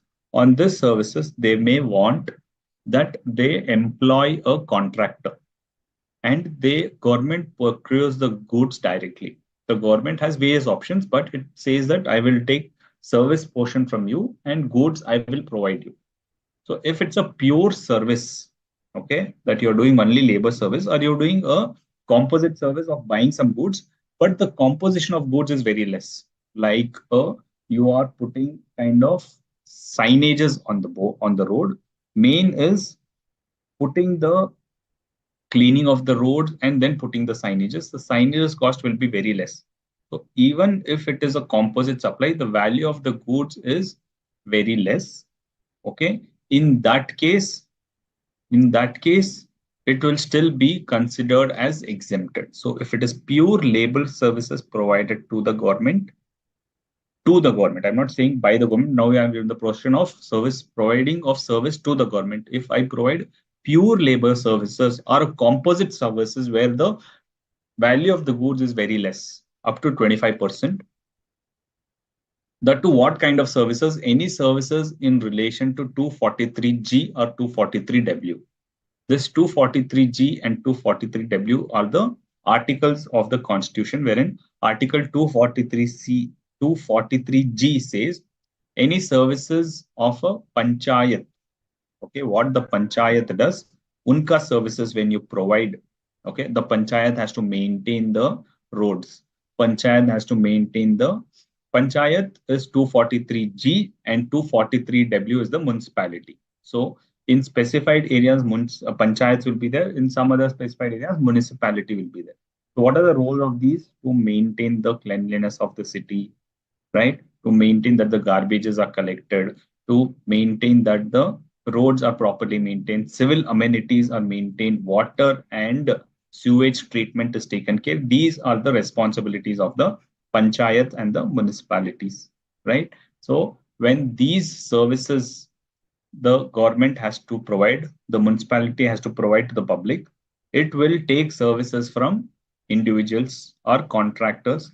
When these contractors provide services to the government, it should not become costly to the government. If it becomes costly to the government, then they will collect more taxes from the public. So that's why they have exempted that when you provide services to the government, which is of pure service nature, or a composite with a percentage of goods being only 25% in relation to any of this 243G and 243W to a government or a government authority or government entity, excluding works contract.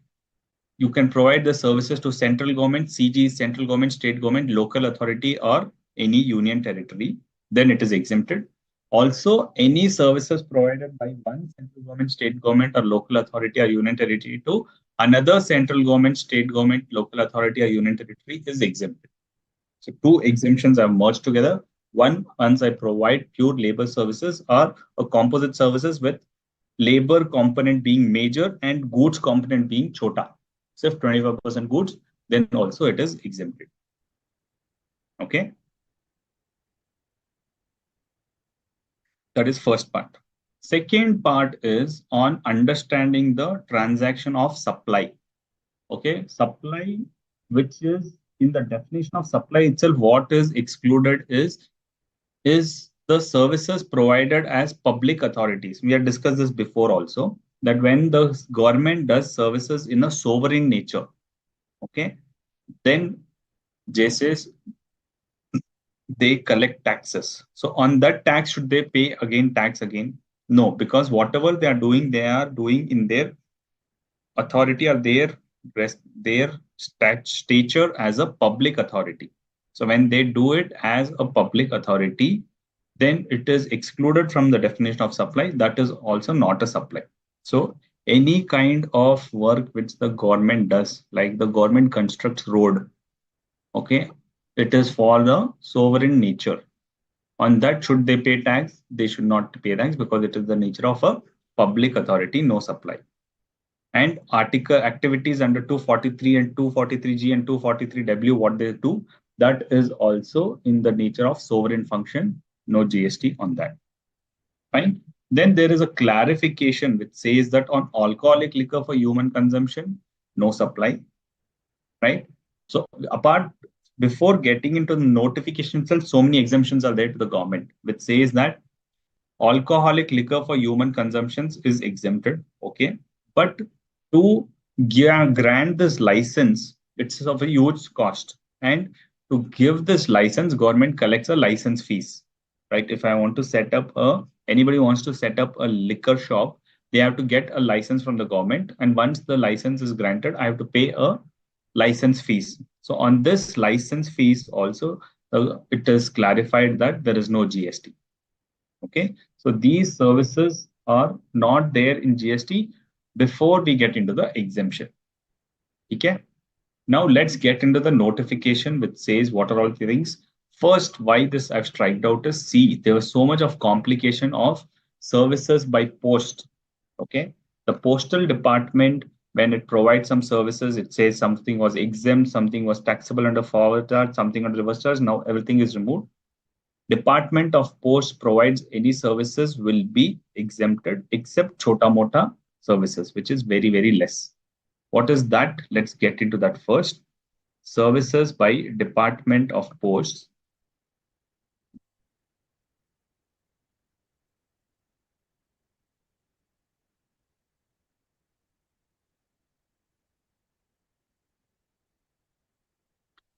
Services by Department of Posts are exempted. What are exempted is only this is exempted. Apart from this, everything is taxable. Okay. So only postcard. On the postcard, what they do is a service that is exempted. Inland letter is exempt. Book post is exempt, and ordinary post, which means if they do any kind of a speed post, express power post, all of that is taxable under forward charge. So postal department only will collect GST and pay to the government. Why? Because this is a special services which the government provides. So it is not in the nature of sovereign function. So these are all specialized services. That's why this becomes taxable. Earlier, it was very much exempted to a large extent. Now it is all taxable. What is exempted is postcard, inland letter, book post, and ordinary post. Ordinary post means the small envelopes, which is less than 10 grams. Apart from this, all the services by the post are taxable. Okay. So Department of Post, only these four services exempt. Apart from that, everything is taxable. Then any services by ports and airports. Okay. Now, what does ports and airports do? There is an Airport Authority of India, which is again a government. Now, they do services in relation to at airport you enter. In your ticket itself, you will have something called as airport maintenance charges, right? That is airport services. On that, GST will be applicable. Okay. On that, GST will be paid under forward charge. Okay. So apart from that, any aeroplane which is getting halted, for that, haulation charges also has to be paid by the flight company. So all that is taxable under forward charge. So most of the government services will be taxable, and it's only clarificatory. So it is GST under FCM. When I say it is under forward charge. Okay. Aircraft or vessel, even at the ports, they collect charges. That is also taxable. Air traffic control, flight hauling, rent from stores. When they have some stores at the airport, on that also they collect.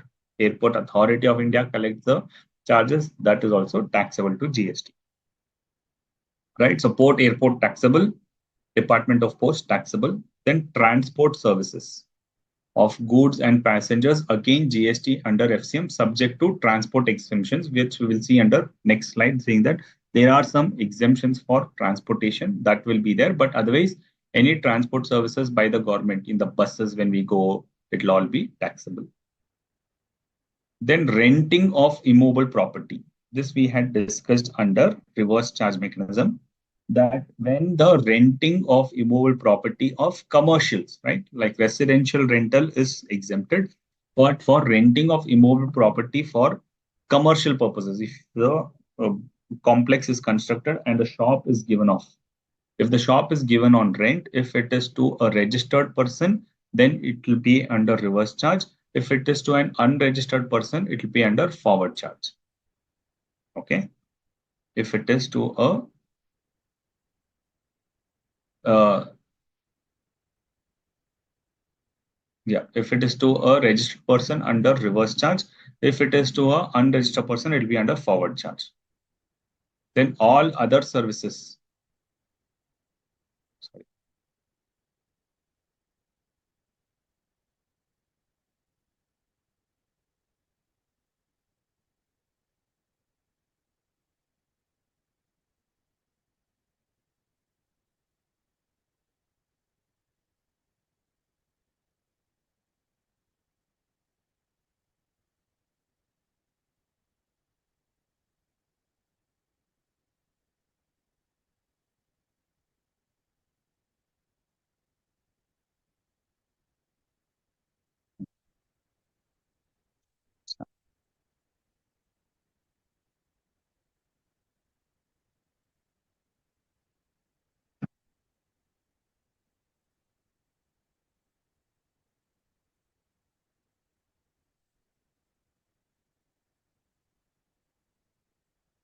Then on all other services, all any other services which the government provides, if it provides to a business entity, then it is chargeable under GST under reverse charge basis. If it's to a non-business entity, which is to a general public, it will be exempted. So any other services which the government provides to businesses, the business will have to pay under reverse charge. But if it is to a general public, then the public will have to, then it will be exempted. So government providing services to public, it is exempted. Government services providing to a business under reverse charge. Now, a person, if it's a business entity, here also he can get exemption when his annual turnover limit in the previous year is less than the registration limit, then it will be exempt. If it is more than the registration limit, okay, then if it is from one government entity to another government entity, it will be exempt. From government to government, we saw here, no, it will be exempt. Similarly, that any services provided from government to government is exempt, but to non-government entity means I'm a businessman, I'm got any services from the government. Example, some security I needed, and the police said will provide you security services, but for that you have to pay charges to us, right? So like something has happened to a individual, and he is asked for a security for his thing, and the court also has confirmed that yes, he needs special security by the police. The police will charge. Now if this person is an individual, then no GST. If he is a business, it is for a business purpose, say a factory needs a police security, then the police security, when they charge on that, GST will be paid under RCM, because the consideration for that is more than 5,000.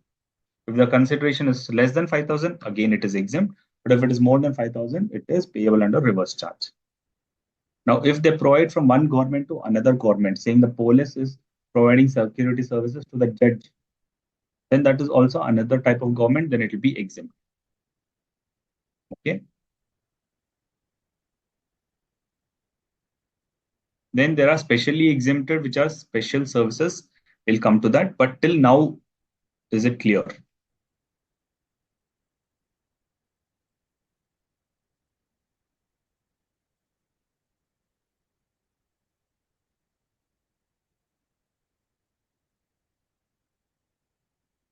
243 and W are not. Why there is exemption? To clarify so that these services doesn't get taxed. That's why these are specifically mentioned under exemption, because the sovereign function is not clearly coming out from the definition of supply. Judge is government. Judge is a part of the judiciary system, so it is from it is run by the central government, so that is also a government itself. Actor takes police security is taxable. Very good. So actor takes any police security, that will be taxable under reverse charge.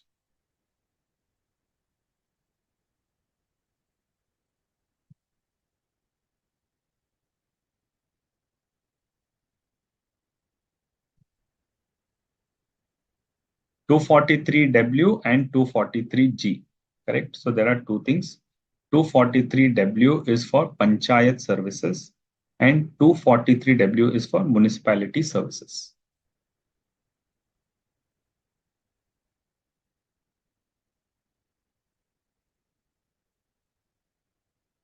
Excluding WC means excluding works contract services. That is construction of building and things like that. That is excluded because that will be taxable. Apart from that, other kind of constructions, other kind of labor services will be exempted.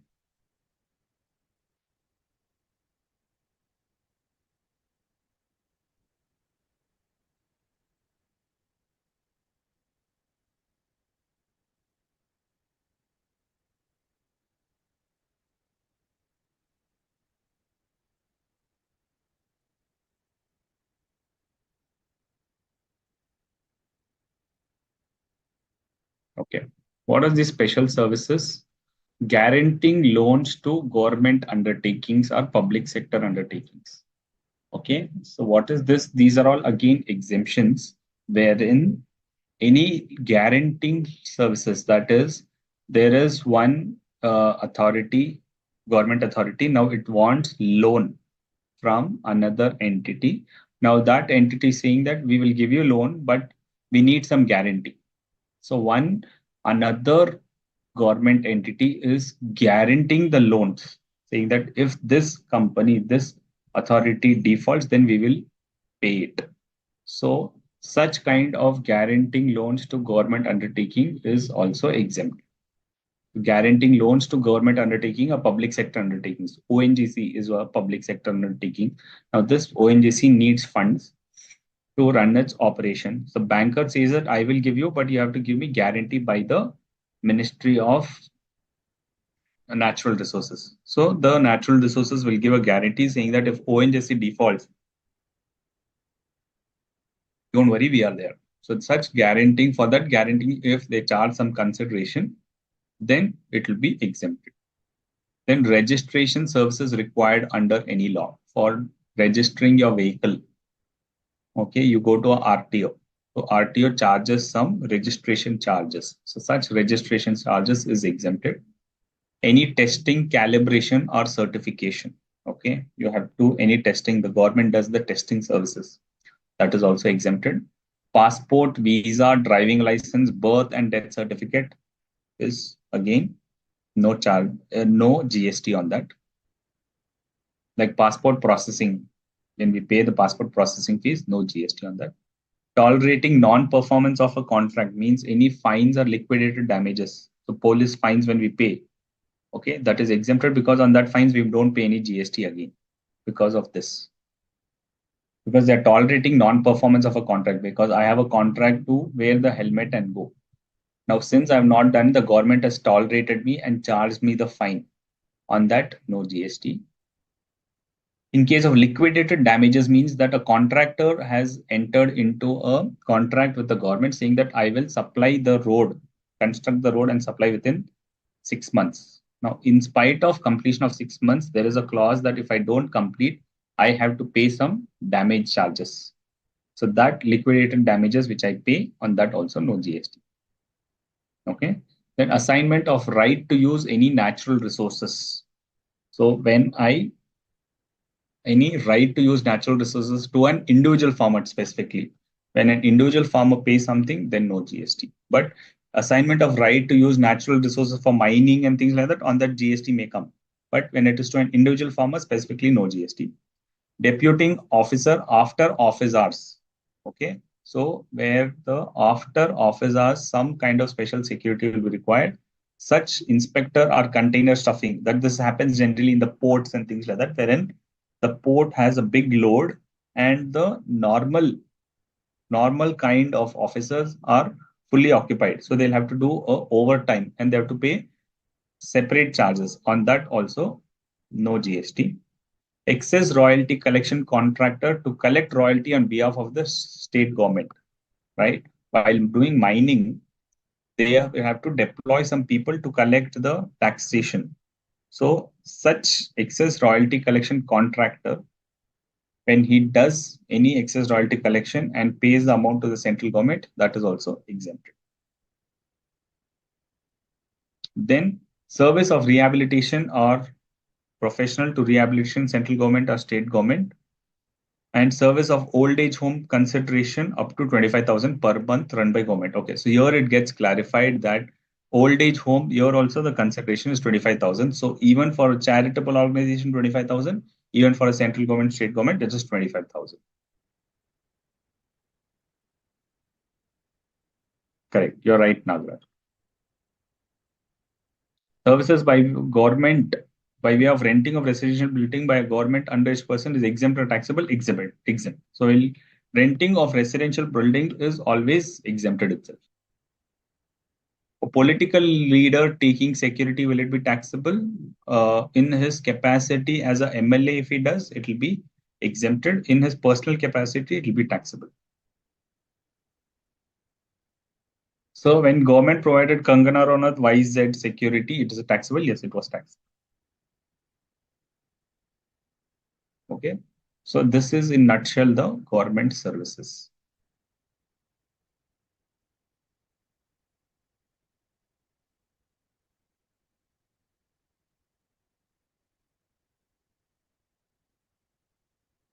Service by government authority by way of activity. So I've specifically typed whatever is drawn there so that you could read through and understand this. On grants, okay, this was left there. Supply, okay, we'll read the supply of service by a government entity to central government, state government, or local authority, or any specified by central government, state government, or unity. Again, consideration received in the form of grants. So if the government gives grants to any other government entity, then it is exempted. But if these grants are given to, so if these grants are given by any private institution, then it will be taxable, but grants given by government entity is exempted.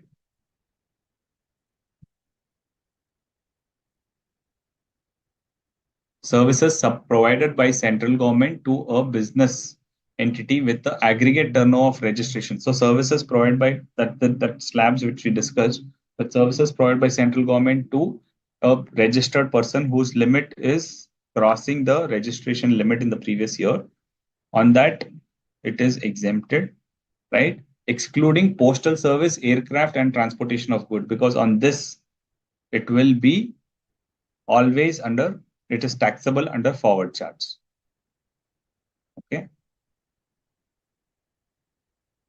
So anybody who's having a turnover limit less than 20 lakhs in that state or 10 lakhs in that state, and he's getting any services from central government, it is exempted. And renting is also excluded because for renting, it is either under forward charge or reverse charge.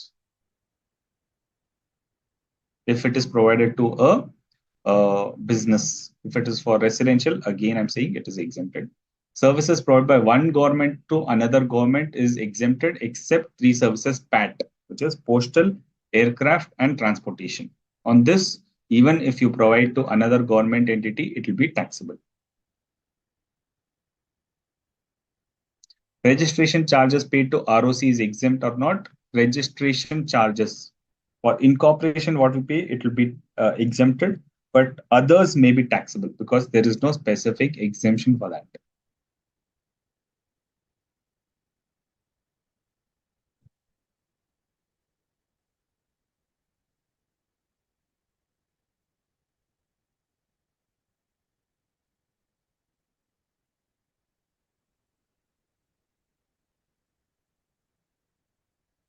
Okay, next is on construction services.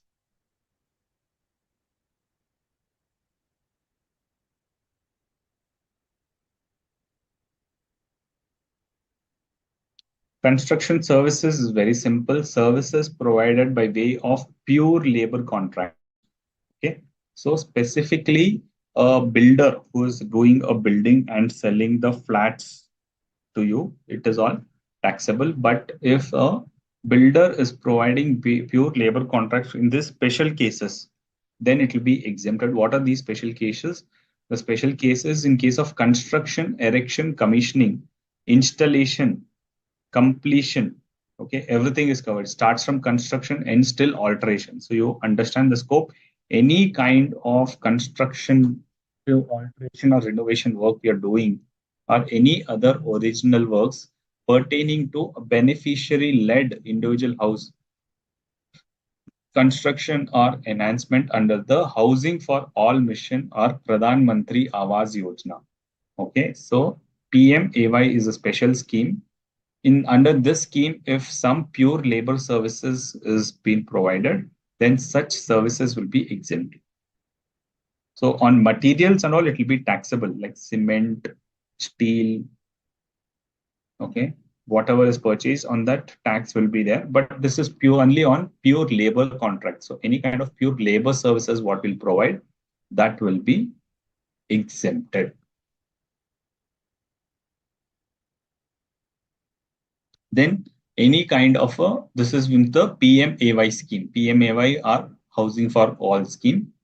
Then if it is a private construction, where it is construction, erection, commissioning or installation of original works. So if it is a new construction, here it was everything, alteration, repairs also. But in case of private construction, it's only original works, that is new construction.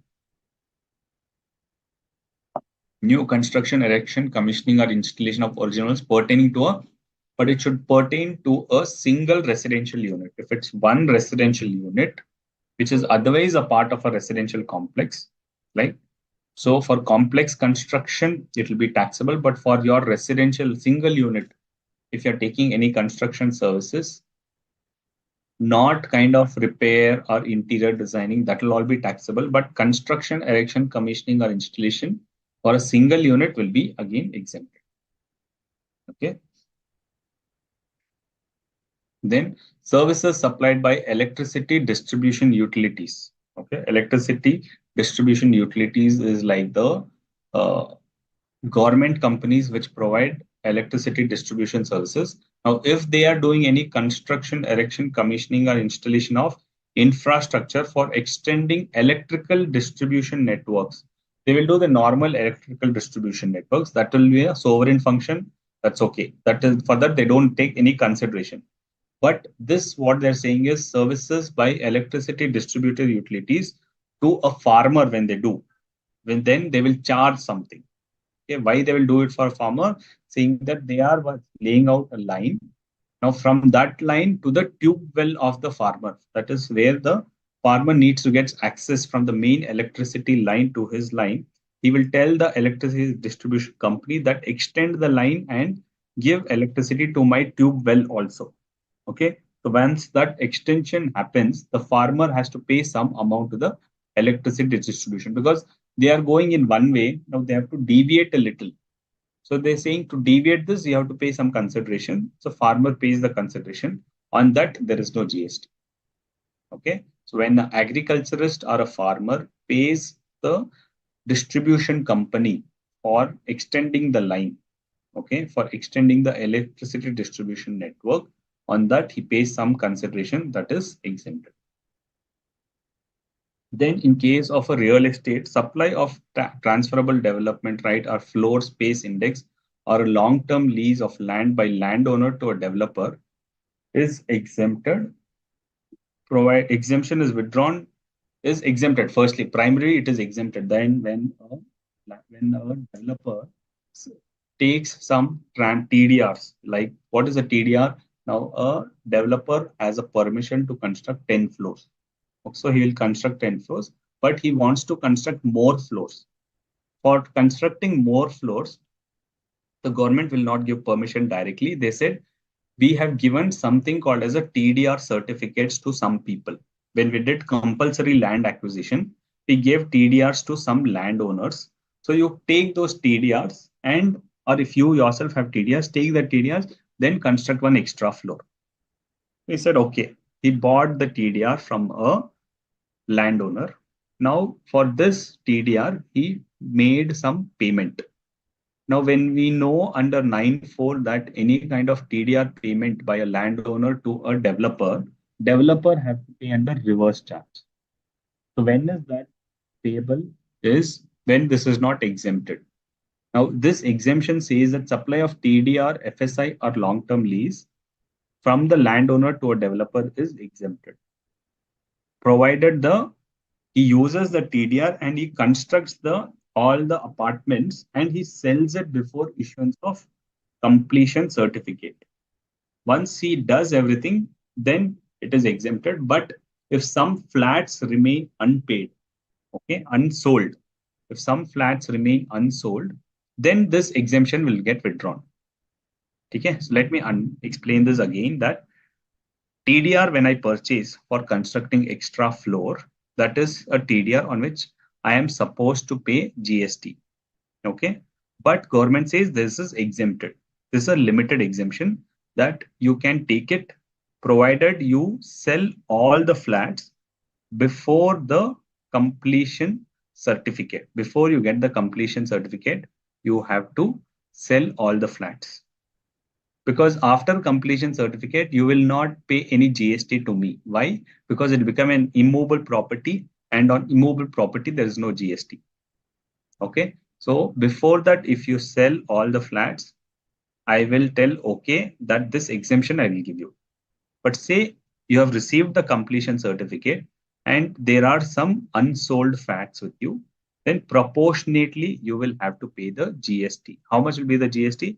If it's affordable housing, 1%. If it's normal, non-affordable housing, it will be 5%.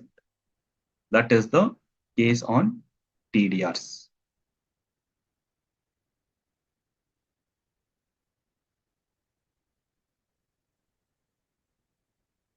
But there, so there is an exception regarding construction of sale of building when full consideration is received. Yeah, when full consideration is received before completion certificate. That's what I'm saying. Before occupancy certificate or completion certificate, if it's completed, then it is exempted. After, if it is there, it is exempted. Before, it is all taxable.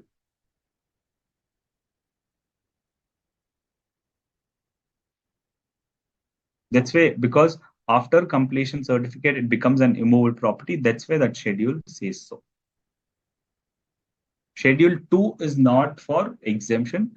Schedule 2 is for classification. Schedule 2 says that when you sell a building, okay, then it is treated as a service.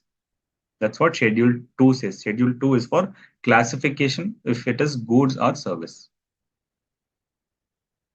Okay, renting of residential dwelling by government to person other than business entity is taxable only if consideration exceeds 5,000.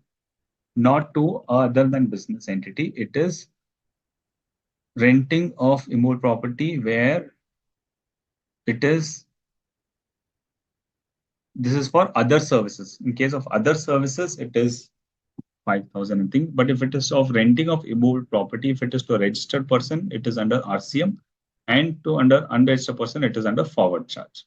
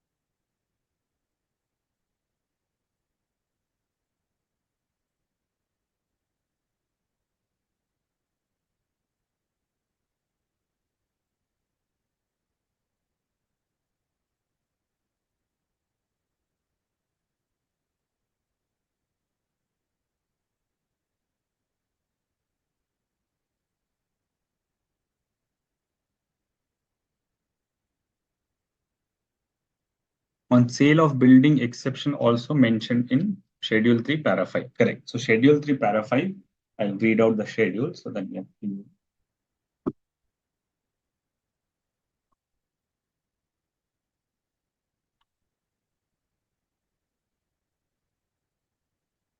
Schedule 3, Para 5 is for immovable property, which says that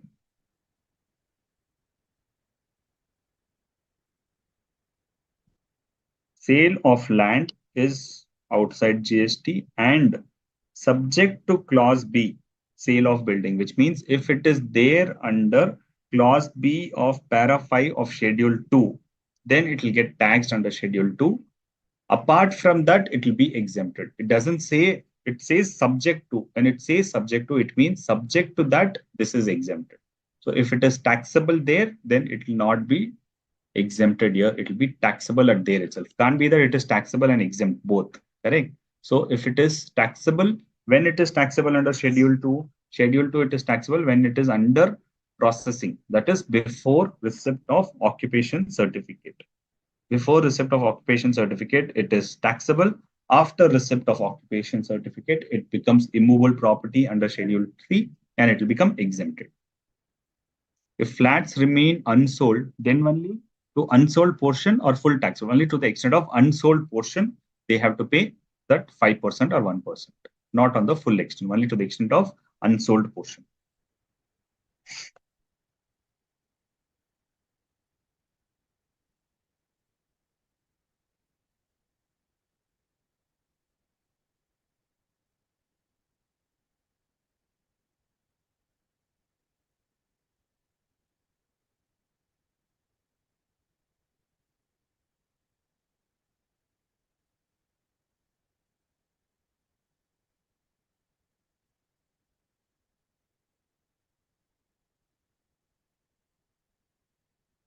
Okay, now let's go to the last service for the day, wherein we'll cover, and we'll go to the next services tomorrow.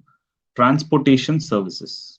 So transportation services, we know that GTA is there. GTA is one of the transportation services because they transport through road. Apart from that, there are other services also. Just 15 minutes, pay concentration. I know it will be exhausted because there's so many exemptions, but don't get stressed away. You can revise it once and you can grasp it, not a problem.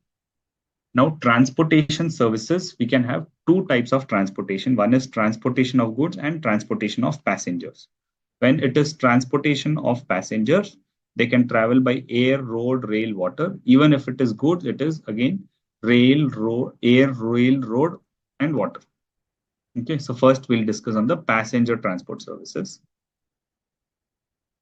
If it is passenger transport through air, when you travel by a flight, do you get any exemptions? When you're able to fly through a flight, it means you are having sufficient amount. Don't ask for any GST exemptions. But government said that for special places, we will give some exemption, saying that don't pay GST on that. When you're embarking from or terminating in, which means when you're starting your journey from these places, or you're halting or you're getting down at these places, because you have to use this airport either at departure or at arrival. If one of the places you use, then you'll get exemption. That is, if you're flying from, say, uh, Delhi to Arunachal Pradesh, then you will get this exemption. If your flight is from this, then the flight fellow does not have to charge GST on the flight ticket. Or if you're going back from Arunachal Pradesh to any other place, so it's not within this place, embarking from or terminating at these places. What are these? This is for shortcut called as Batmans, not the BATMAN, little modification, BAT Batmans, because these are the specific states which give this exemption, specific cities where the airports are there. Bagdogra, which is in West Bengal, Arunachal Pradesh, Tripura, Manipur, Meghalaya, Mizoram, Assam, Nagaland, Sikkim. Okay, this is exempted. Special states, special states for registration are different. Here it is different. Here it is Batmans. Bagdogra, Assam, Tripura, Manipur, Meghalaya, Mizoram, Assam, Nagaland, Sikkim. When the flight lands there or the flight takes off from there, it is exempt. Okay. All other airports, international airports, are all taxable. Fine with the air. Next, we'll go to the road. Road, you have stage carrier and contract carrier. Stage carrier means the local buses, okay, and interstate buses is all covered under the stage carrier. They take passengers from one place to another place and charge per passenger basis. That is called as a stage carrier. Okay. These stage carriers, if it is on a non-AC bus, if you travel from one city to another city, within the city local buses. If it's non-AC, it is exempt. If it's a AC bus, it is taxable. Okay. Then contract carrier. Stage carrier is the normal buses. Contract carriage. Contract carriage means which take not per passenger basis, per trip basis or per tour basis.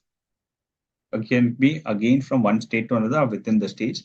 If these contract carriages are non-AC, again exempted. If it is AC, taxable. Simple. If it is radio taxi, okay, both AC and non-AC taxable. If the contract carriage is for tour, specific tourism purpose, then again it is taxable. Conducted tour, candidate, charter or hired tour. Okay, all of that for tourism, whatever you do is all taxable. T is taxable, E is exempt. Okay, so non-AC is exempt. AC, tourist purposes, radio taxis are all taxable. Then you have metered cab. Metered cab means the Lal Batti, the black taxis, what you see in Mumbai, are the local taxis, which are not the Ubers and Olas. Okay, Ubers and Olas will come under radio taxi, which is taxable. But metered cabs are ones which is like run like a auto. Auto rickshaws, metered cabs, and e-rickshaws are exempted. But one thing to be noted is when these metered cabs, auto rickshaws itself are run through e-commerce, then that becomes taxable.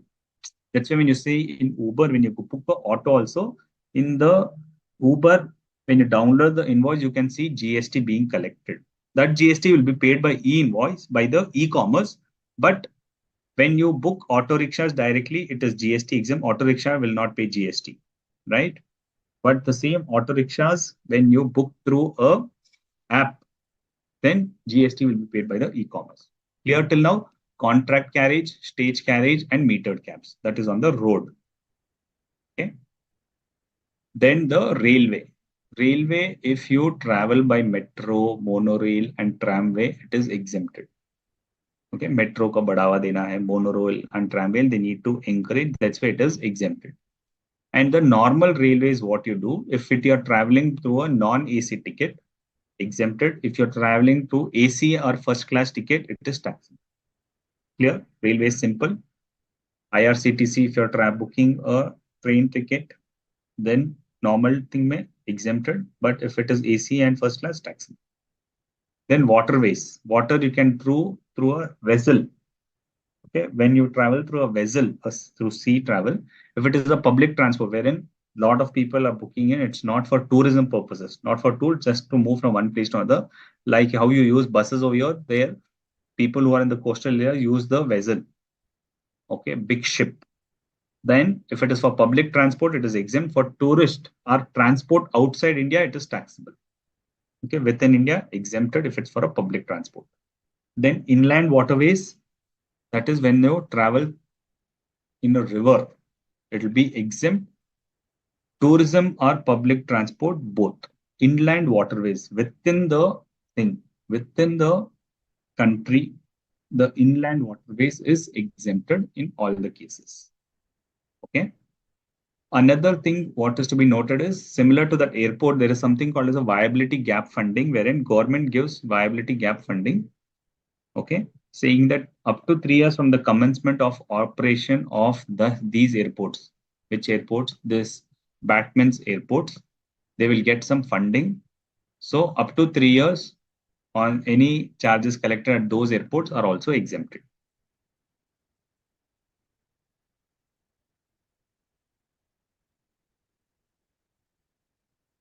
What is exempted for Batman's? For Batman's, the flight which is reaching there, the flight ticket for these places should be exempted.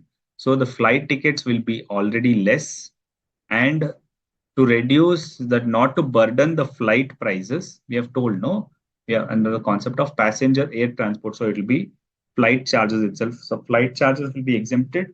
On the flight charges, the airport, the airlines companies are exempted from collecting GST.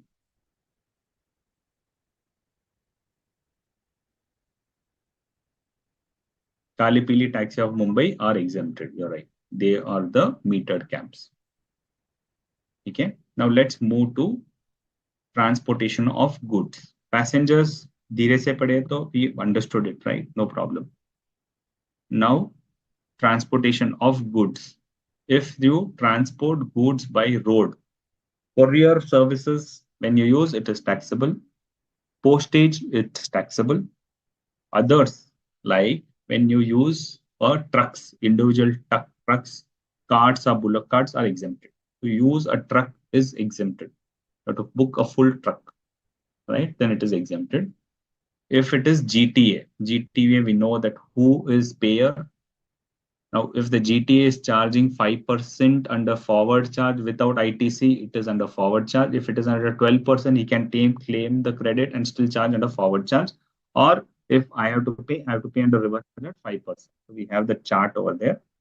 But RCM study reference is there, then unregistered person is exempted. That is, we know that I'm unregistered, I'm using GTA for moving my goods from one place to another place, or I'm using for shifting of my goods. I use the GTA service, that is also exempted. Then what else is exempted is random goods. Agriculture goods, we have said, no. Agriculture produce is exempted. Apart from that, other goods are random goods. When any kind of flood happens and you move the goods for relief materials, that is again exempted. Relief materials, agriculture produce, newspapers and magazines. Everyday newspaper and magazines gets transported through a truck or through a tempo, that is also exempted. Any defense or military equipments, any organic manure, then basic necessities, which is milk. I have to start with M, so milk, but all the milk, salt, food grains, flour, pulses, and rice. Okay, so basic necessities, what is required for food and things like that, the prices should not get hiked up. That's why on basic amenities also it is exempt. So RCM, GTA on unregistered person is exempt, on random goods is exempt. Other goods also it's exempt if the value of the your goods is very less, which means if it is a single carriage, only one small tempo on this, the value of goods is less than 5,000, exempt. Many consignment, but your value of goods, you're sending only 500 value of goods, again exempt. Okay. And GTA is also when you provide GTA provide services to government entity, government enterprises, central government, state government, local authority. Okay, then it is exempted. Okay. Roads, when it is courier, taxable, postage, taxable, individual trucks, exempt, GTA, random goods exempt, others forward charge or reverse charge, and if it is to unregistered, again exempt, and to government also exempt. Railway, when you use the railway for transporting goods, again if you use for random, it is exempt goods, and any railway equipments and materials also it is exempted. So if you are using for transporting petroleum, okay, that's what we see, that most of the goods trains will carry tankers of petrol, that is all taxable. Random goods are exempted. Waterways, inland waterways, there also it is exempt, here also it is exempt. Vessel, if it is international transport, okay, if it is from India to outside, it is exempt up to 30th September, which means now it is taxable. So international transportation, India to outside, taxable. Outside to India, if it's an Indian shipping company, it will pay under forward charge. If it's a foreign shipping company, then you have to pay under reverse charge, because foreign shipping company does not have any unit in India. So you have to pay under reverse charge. And if it's a coastal transport, it is so random gets exempted at three places: on GTA, railway, and on coastal transport. Then air transport, if it is international from outside India to India, it is exempt. Domestic, it is taxable. From India to outside India, it is exempt, but now it is taxable. Okay. Yeah, we have covered everything on the transportation services. Visibility gap funding for the places other than batsmen. Yeah, wherever RCS is there, visibility gap funding ports are there, it will be exempt.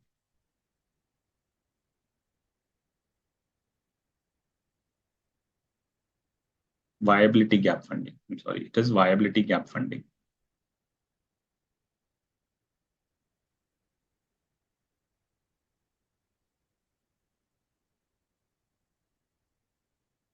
services provided by the central government by air embarking from or uh, terminating at a regional connectivity scheme airport. So RCS is a regional connectivity scheme airport against consideration in the form of viability gap funding. So it's not necessary at these ports, any other ports also where the government gives funds in terms of a regional connectivity scheme airport, and it gives a viability gap funding that will be exempt.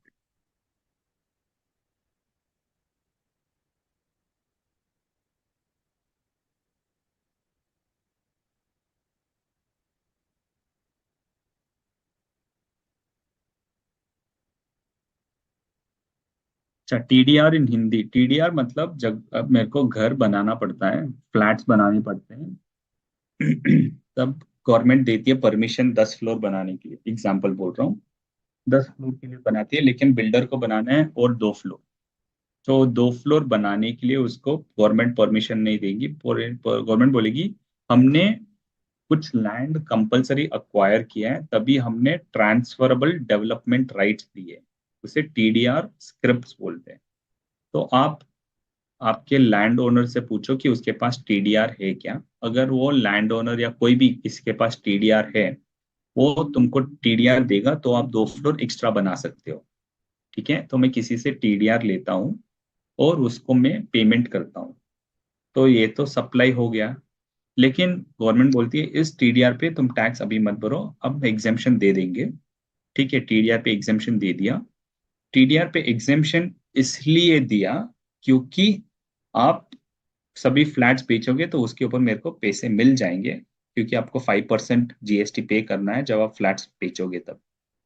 लेकिन एक और condition है flats बेचने में कि जब वो occupancy certificate आने के बाद फ्लैट सेल करते हैं तब जीएसटी नहीं लगता है। ठीक है, जीएसटी तभी लगता है तब तक मैं ये ऑक्यूपेंसी सर्टिफिकेट नहीं मिलता है मुझे गवर्नमेंट से तब तक, क्योंकि तब तक वो इमूवेबल प्रॉपर्टी नहीं है, मूवेबल प्रॉपर्टी की तरह हो जाती है। और ऑक्यूपेंसी सर्टिफिकेट मिलने के बाद वो इमूवेबल प्रॉपर्टी हो जाती है, उसके ऊपर जीएसटी लागू नहीं है। तो तब तक आप सब कुछ, जब तक ओसी सर्टिफिकेट आता है, ऑक्यूपेंसी सर्टिफिकेट आता है, तब तक आप सभी फ्लैट्स बेचते हैं तो मुझे रेवेन्यू मिलेगा। लेकिन उसके बाद ऑक्यूपेंसी सर्टिफिकेट के दिन आपके थोड़े अनबिके फ्लैट्स है। तो जब आपने टीडीआर लिया था तब 100 फ्लैट थे, अभी आपके पास 30 फ्लैट बिके नहीं है, तो फिर आप 30/100 ये प्रपोर्शन में मेरे को जीएसटी पे कर दो। तो ये कहना है गवर्नमेंट का, समझे अभी। Sir, other goods freight charges of single carriage 1,500 and single consignee has been removed. Okay, okay. Metro is easy, but still it is exempt. Yes, because to give development for people to use metro, it is exempted, even though it is fully air conditioner. Government authority and government entity, in short, government authority or government entity are those authorities which is formed by the boards, which could be in the form of a company or a board or a society, wherein 90% of the holding of equity or control is through a government. And these authorities carry out the function of 243 and 243W. They are government authorities.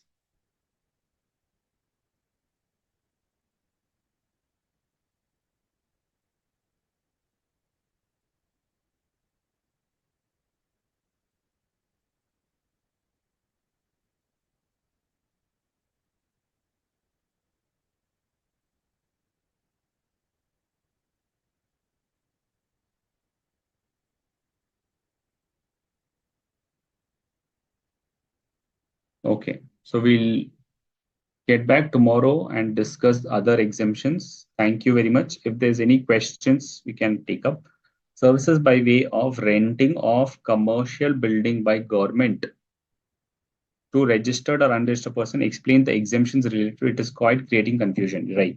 So renting of commercial building, I will take up the not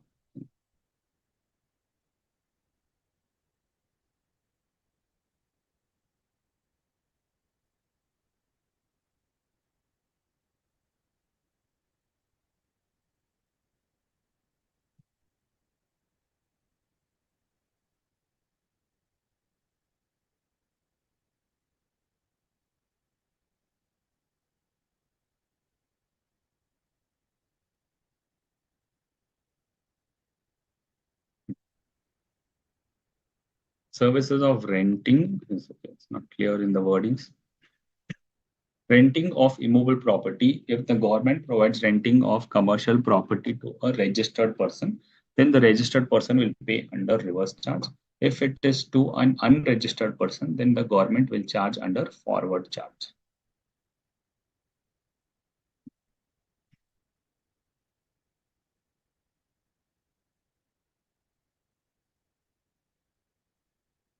Which PDF, Gunjan? Public AC bus is exempt or taxable. Public AC bus is taxable. अच्छा, थोड़े airport में क्या होता है, 3 साल तक के लिए उनको on the viability gap funding, there are certain ports which need some special funding. ठीक है. Services provided by to central government by air embarking from or terminating at a regional connectivity scheme airport. जो नए airport है उनको regional connectivity scheme airport के नाम पे उनको कुछ वायबिलिटी गैप फंडिंग मिलता है. ठीक है. उनका जो फंडिंग मिलता है वो एग्जेम्पशन मिलेगा 3 साल तक from the commencement of operation of the regional connectivity scheme airport. जो छोटे छोटे नए एयरपोर्ट्स हैं उनको बढ़ावा देने के लिए वायबिलिटी गैप फंडिंग मिलता है. अप टू 3 इयर्स उनको एग्जेम्पशन मिलता है जब से वो शुरू होते हैं. So that is called as RCS airport and viability gap funding. Okay, notes PPT of this class we will upload it once we discuss tomorrow. Okay, if and all the previous classes I will ask sir to please upload.